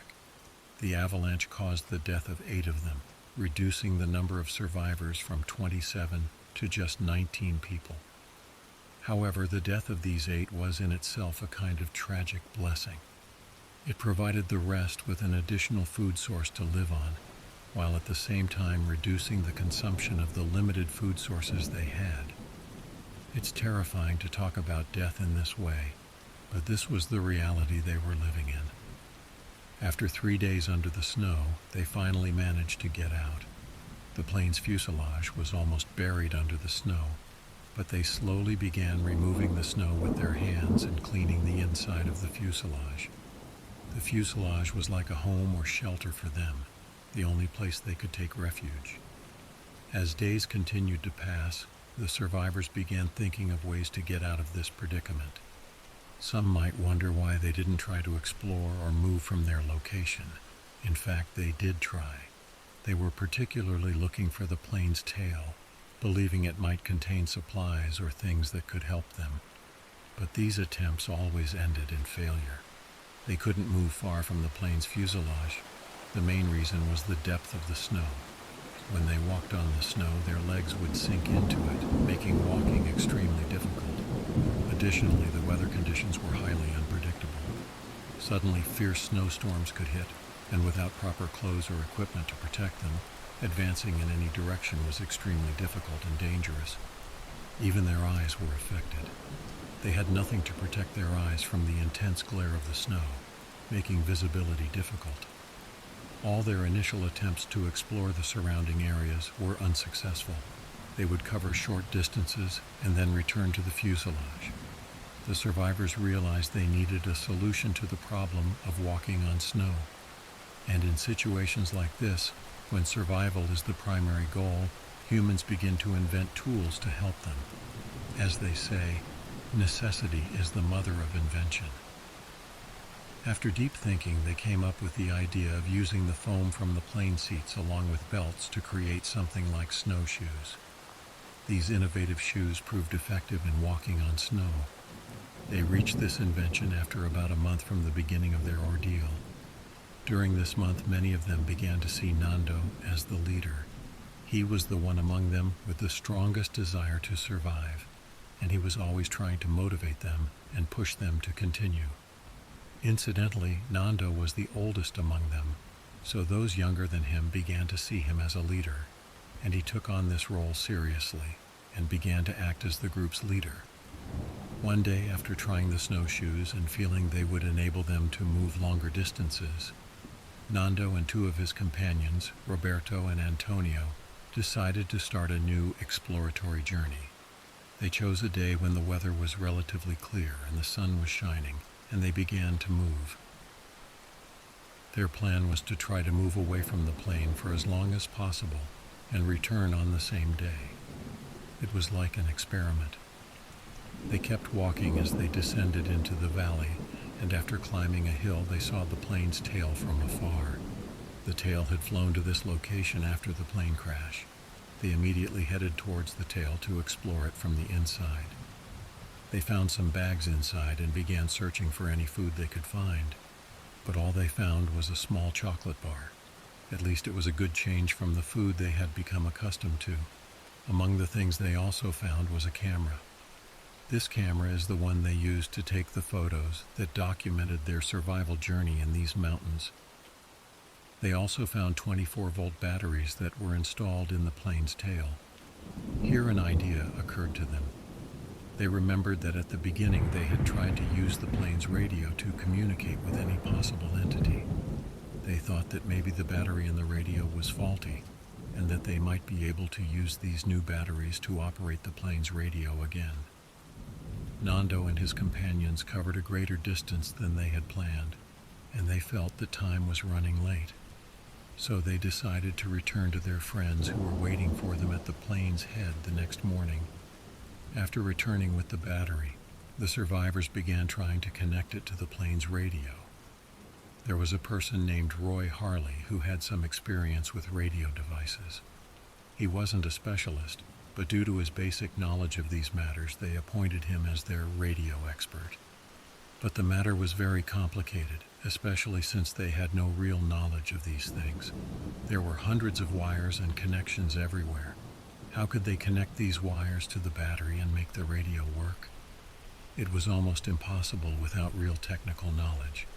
Unfortunately, despite their great efforts and numerous attempts with the radio, they failed to make it work. This failure crushed their morale and made them feel more desperate. Nando, although he was also disappointed, tried to instill some hope in his companions. He would tell them, as long as we are alive, we must not despair and must continue trying to find a way to survive. Nando was also the one who came up with the idea of using the camera to document their survival journey with photos. He would tell them, even if we don't survive, maybe after a few years or even 100 years, someone might find the plane wreckage and these photos, and they'll know that we stayed alive and tried. Almost 2 months had passed since the day of the crash. Among the 19 remaining people, several were injured. Some had been injured since the moment of the initial crash, and their pain was increasing with each passing day. Survival was becoming harder and harder for them. During this month, 3 more of them died, reducing the number of survivors from 19 to 16 people. Out of the 45 who were on the plane, only 16 remained. Most of the bodies of the dead had been eaten by the living, and only a few bodies remained. Among these remaining bodies were those of Nando's mother and sister. Nando being still alive, no one wanted to touch the bodies of his mother and sister. He decided to leave them until the last moment. Nando would always tell his close friend Roberto that they needed to get out of this place. How long would they remain standing in the same spot? All directions around them were frightening, as if they were in the middle of a vast ocean with no knowledge of its beginning or end. The plane's fuselage was like a small boat protecting them from this ocean, so the idea of leaving this boat was scary. This is what prevented them from moving from their place. They were afraid that any attempt to move away from this place would mean certain death. But after more than 2 months without any new sign of hope, the only option became to move from their place. Of course, everyone was afraid of this. It was like throwing oneself into the ocean literally, as they didn't know their exact location. The only idea they had was that they were currently on the western side of the Andes Mountains. They remembered that before the co-pilot died, he had told them they had passed the city of Curicó, which is on the western side in Chile. So they believed they were in this area, but in reality they were closer to the eastern side. They had been thinking all along that if they moved from this spot, they should head west, because it was closer to civilization and cities, although in reality the east was closer. On the western side there was a high mountain in front of them, while in the east there was a valley. Going down to the valley would have been easier than climbing the mountain. But they thought that if they headed east, they would face higher and more difficult mountains, because they thought the east was far from them, while the west was close. This is what they believed, because they didn't know their real location. In reality, if they had headed east, they would have found a hotel about 20 kilometers from their location, and there were no high or towering mountains between them and the hotel. The only thing that could have hindered them was a river, and this river would indeed have been difficult to cross. But if they had reached the river near the hotel, they would most likely have been able to call for help from people on the other bank. Heading east was probably the best option for them. The path was still difficult and long, but if they had known all this information, this would undoubtedly have been their best choice. But because they believed they were on the western side, they were always convinced that if they moved from this spot, they should head west, because this was their best option. Nando was insistent on getting out of this place at any cost, but the rest of the group were procrastinating due to their fear and hesitation. Whenever Nando tried to convince them, their response was that the time wasn't right, or the weather wasn't suitable, or that they needed to wait a little longer. It was clear that fear had taken hold of them. Nando realized he couldn't leave alone, so he kept trying to convince them, or at least convince some of them to go with him. Most of them encouraged the idea of embarking on this journey, but they weren't ready to go with him. Each of them would say, "Yes, I agree with you. Someone needs to go out and try to bring help, but I can't, brother." They supported the idea, but no one volunteered to take the risk with him. Even his close friend Roberto was hesitant at first. This was his closest friend and the one who had gone with him when they found the plane's tail. But after Nando's insistence, Roberto finally agreed. The third person Nando convinced to go with them was Antonio. He was also the third person who had been with them when they found the plane's tail, and he was the most physically fit among them, so he was the natural choice for this journey. So the same three who had gone out and found the plane's tail were now going to set out on a journey in search of new hope. This journey would be a journey of no return. Either they would reach safety or die trying. Therefore, they had to make all their preparations, and the rest of the group, despite their fear and hesitation, helped in preparing for the journey and provided all possible support. First, they allocated a larger share of food to the three, a share that could last them for several days, even though food was already scarce.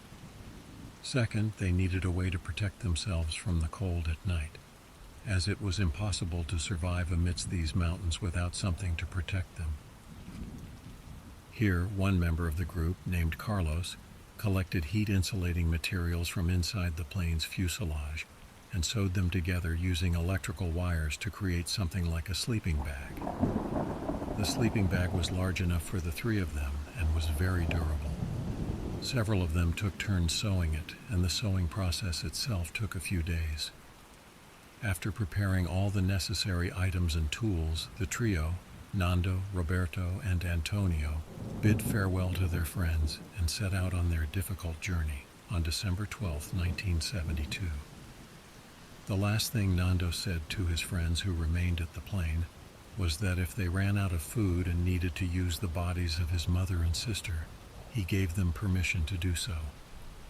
After that, the three headed west, and directly in front of them was a large mountain. They believed this mountain was the biggest obstacle in front of them, and they thought that once they reached its summit, they would be able to see the green valleys and cities or villages on the Chilean side. They realized that climbing this mountain alone would require at least a full day. They began climbing the mountain, and it was an extremely tiring and exhausting process. Climbing on this steep slope was very difficult, especially since they had no previous experience or practice in mountain climbing. At these altitudes, even breathing was difficult due to the lack of oxygen in the air. The more they moved and exerted effort, the more oxygen they needed, but due to the lack of oxygen, breathing became harder and harder. With every step they took, they faced the risk of slipping. They tried to hold on to themselves but couldn't. With every step they climbed, they would slide half a step.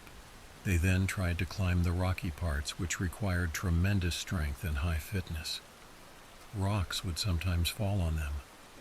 Perhaps the only thing that helped them was that they had lost a large amount of their weight. Each of them had lost about 30 or 40 kilograms. Finally, after all the effort they had exerted, they reached what they thought was the summit. But the peak in front of them was what is called a false summit. This is a peak that appears from below to be the mountain's summit, but when you reach it, you discover it's a false summit, and that there's a higher peak in front of you, and that you have to climb more to reach it. This crushed their morale when they reached this false summit, but at least this place was suitable for spending the night. They slept huddled together and used the sleeping bag their friends had made for them. The cold was very harsh, but at least the sleeping bag enabled them to survive.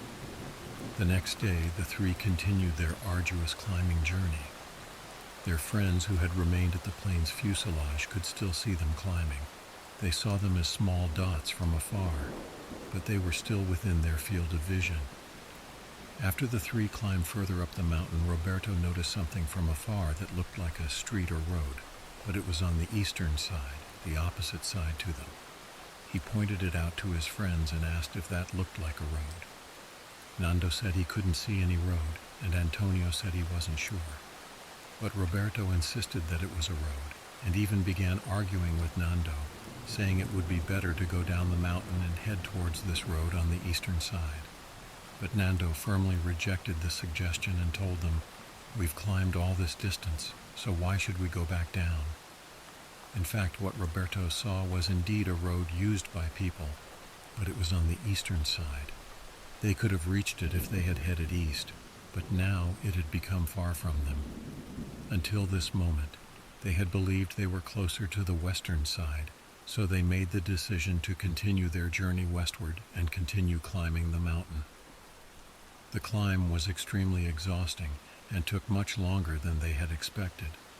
They thought they would need one day to reach the summit, but it took them 3 days.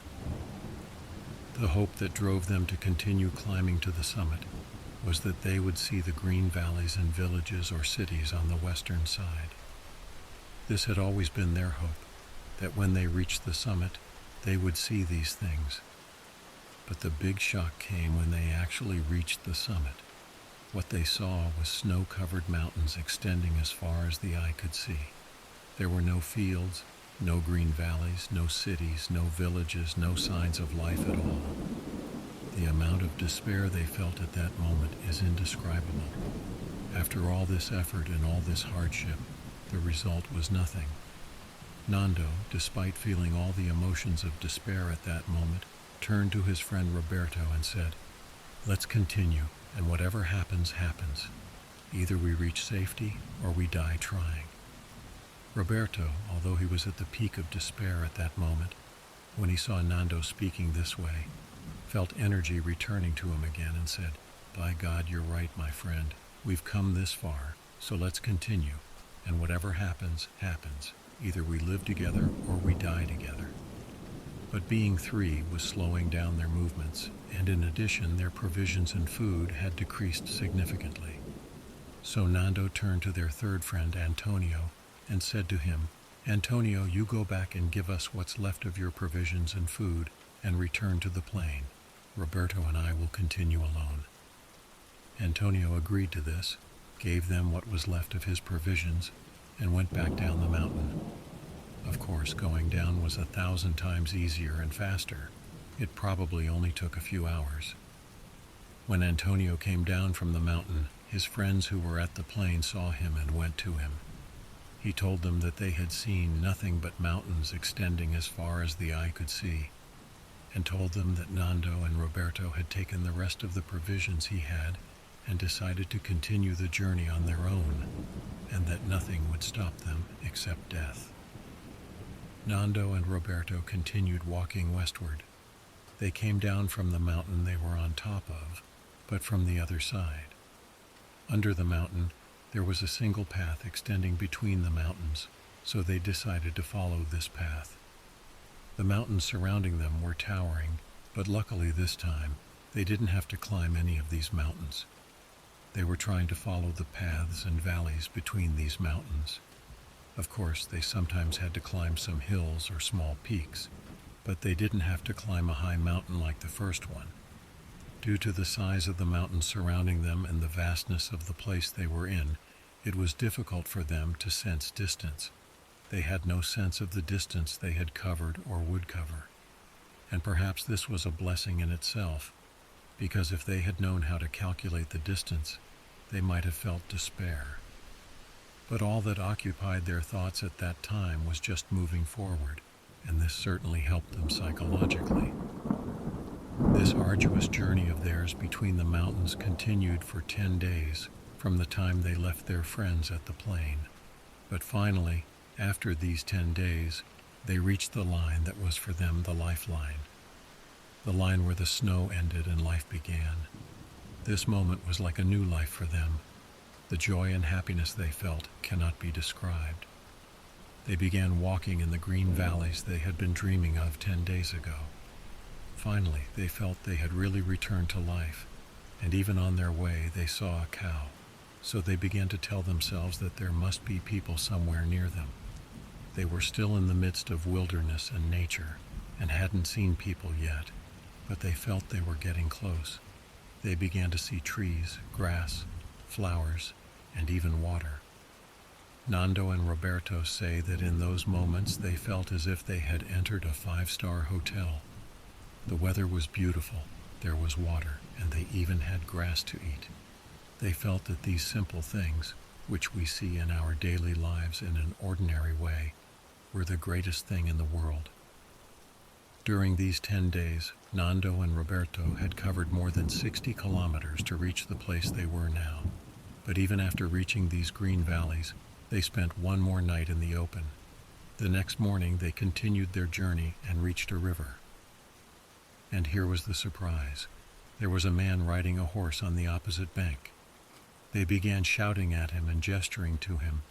Communication between them was difficult because the river separating them was quite large, and the sound of the rushing water was loud, so they couldn't hear each other. Of course, the man on the horse was surprised in turn at how these people had reached the top of these mountains, because they were still considered to be in the mountains, even though they had descended quite a distance. Of course, Nando and Roberto had no option to cross the river by swimming because the river's current would have swept them away due to its strength. So the man on the other bank had an idea. He took a piece of paper and a pen, tied them to a stone, and threw them to the other bank towards Nando and Roberto. Nando took the paper and pen and immediately began writing a message explaining their situation. This is a real image of the letter Nando wrote. He wrote, "We come from a plane that fell in the mountains. We are from Uruguay. We have been walking for 10 days, and at the plane's fuselage there are still 14 injured people waiting for rescue. We have no food or provisions and need help as soon as possible. Please help us. We can't even walk anymore." Nando threw the letter to the man on the other bank, and signs of shock were clear on the man's face as he read what was written in it. After reading it carefully 2 or 3 times, he signaled to Nando that he understood the situation and indicated to them to stay where they were and that he would bring them help. Before he left, the man took a piece of bread and cheese and threw them towards Nando and Roberto. This bread and cheese were the first food other than human flesh they had tasted in the past 2 months. The man on the horse took many hours before he could bring help, because the place where they were was still far from civilization and cities. The man's journey alone took about 10 hours. But finally, this man returned with a number of soldiers and military personnel who were able to rescue Nando and Roberto. These shots you see before you are real footage of the moment of their rescue and when they were found for the first time. Their condition was miserable, of course, and the signs of fatigue and suffering they had endured were evident on them. These shots and images were taken by journalists as soon as the news reached them. The journalists came with the military, as if they had suddenly appeared out of nowhere on top of the mountains. In this picture we see Roberto on the right and Nando on the left, and in the middle the man who was on the horse and who can be considered their savior, whose name was Sergio Catalan. Imagine that the journalists didn't even give them time to breathe. They immediately began conducting interviews with them.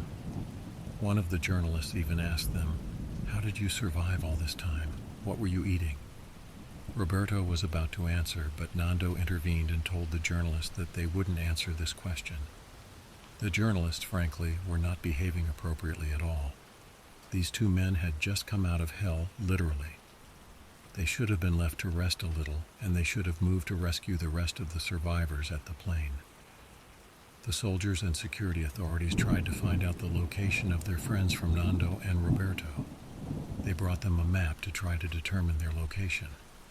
Nando was familiar with the location because he had remained focused on the directions they had walked, as he knew he had to remember the location so they could return to rescue the others later. Nando pointed to them the location where he thought the plane was. They told him that this location was on the Argentine side, on the eastern side of the mountains, and that it was impossible for them to have walked all this distance. Nando told them, "By God, I don't know if we're in Argentina or not, but I'm almost certain that this is the location of the plane." Of course, the distance that Nando and Roberto had walked was about 60 kilometers. The authorities and police were unable to comprehend how two people in such a weak and emaciated state could have covered all this distance, so they were skeptical about the location. But Nando kept insisting that this was the location. Their friends who had remained at the plane had been waiting anxiously for the past 10 days. Some had even lost hope and thought that Nando and Roberto had died on the way. But at the same time, they were following the news on the radio. You can't imagine their joy when they heard on the radio the news that Nando and Roberto, two survivors from Flight 571, had been found. Their happiness was indescribable. They knew that finally they would be rescued. I ask you by God to imagine their feelings at that moment. I'm sure it was the most beautiful feeling they had experienced in their entire lives. It was as if they were born again. They began hugging each other, and all the joy in the world couldn't contain their happiness. The authorities and police called for helicopters to begin the rescue operation. Once again, the helicopter pilots asked Nando about the location, and he pointed to the same spot on the map. But the pilot said to him, "Look, it will be difficult for me to find them on my own. I need you to come with me." And although Nando was certainly tired at that moment, he said to him, "Okay, I'll come." So Nando boarded one of the helicopters and began flying with them as they tried to trace the path he had come from. The weather was good that day, but despite this, flying at these high altitudes was difficult for the helicopters. The aircraft was shaking frighteningly. Thank God that they didn't have an accident and fall among the mountains again. Imagine the tragedy if that had happened. But finally the helicopters passed over the high mountain that was in front of them. This was the same first mountain that Nando and Roberto had climbed. Nando kept pointing downwards and saying that the plane's fuselage was below them. But the fuselage was white, and everything around was white with snow, so it was almost impossible to see. Even when the aircraft got close to the location, they couldn't see the fuselage. And here we understand why the previous search attempts for them had failed. Although there were planes flying in the areas above them, seeing them was almost impossible. Even Nando and the helicopter pilots couldn't see the plane's fuselage and the rest of the survivors until they descended to a very close altitude to them. If Nando hadn't known the place and the terrain and this specific spot, it would have been impossible to find them. The helicopters landed at the site of the plane wreckage, and finally they saw the rest of the group below waving to them, flying with joy. This is a real image taken from a camera on board the helicopter at the moment they finally found them. And here we also see real video footage of the plane wreckage. All of Nando's 14 friends who were left at the wreckage were rescued. I'm sure none of them will forget that day, which was December 22nd, 1972, the day of rescue. And glory be to God for the number of days they spent from the day of the plane crash until they were rescued is the same as the number of the year they were in, 72 days from the moment of the crash. The remaining 14 survivors, along with Nando, were brought to safety. Their condition was, of course, very poor. Each of them had lost between 30 to 40 kilograms of their weight. But joy was evident on their faces, and after that their names were announced on the radio so that their families would know who had survived. Of course, shortly after, they met with their families and were reunited again. News of this story spread and was covered by media around the world. It became a global story. But afterwards, many articles appeared in newspapers talking about the subject of their survival by eating the bodies of their friends. This particular aspect spread, and perhaps was one of the reasons that made people attracted to this story. When one hears that they survived by eating their friends, they are shocked. Some of these articles even began to speak against them and call them cannibals. There was a great debate about this issue, and discussions began among people about whether, if we were in their place, would we do the same as they did or not. In the end, if they hadn't eaten their friends, it would have been impossible for them to survive. This story is one of the most famous survival stories that spread around the world. Books were written about it and documentaries were filmed, and it received huge media attention. Nando and his friends appeared in many interviews and forums and told their story in all its details. This was one of the biggest stories that was circulated in the media because of its power and strangeness, and perhaps also because of its somewhat happy ending. The 16 survivors continued to meet over the years. They would hold a gathering every year on the same date they were rescued, December 22nd. And by the way, all the talk we said about Nando, especially that he was the undisputed leader of the journey, all this talk was by the testimony of his friends. It wasn't him who talked about himself and said, "I was the leader, and I saved them, and I did." They all knew that the greatest credit after God in their survival was to Nando and his insistence until the last moment on survival, no matter what the circumstances. Nando, who at the beginning of the crash was considered dead and remained unconscious for 3 days due to the brain injury he suffered, and whose survival from it was something miraculous in itself, still communicates and meets with Roberto and Sergio, the horsemen who found them after they came down from the Andes Mountains. Their relationship with him remains strong, and they are still friends to this day. At the end of the story, it's impossible for one of us to comprehend the conditions these people lived through amidst these mountains. We won't know their feelings and their psychological, mental, and physical state they were in unless we were actually in their place. And finally, I conclude with a question for you. If you were in their place, do you think you would have been able to do what they did? Would you have been able to eat the flesh of your friends? And here we have reached the end of the story. Whoever hasn't subscribed to the channel, please subscribe and click on the bell button. And there are also other amazing stories you can listen to.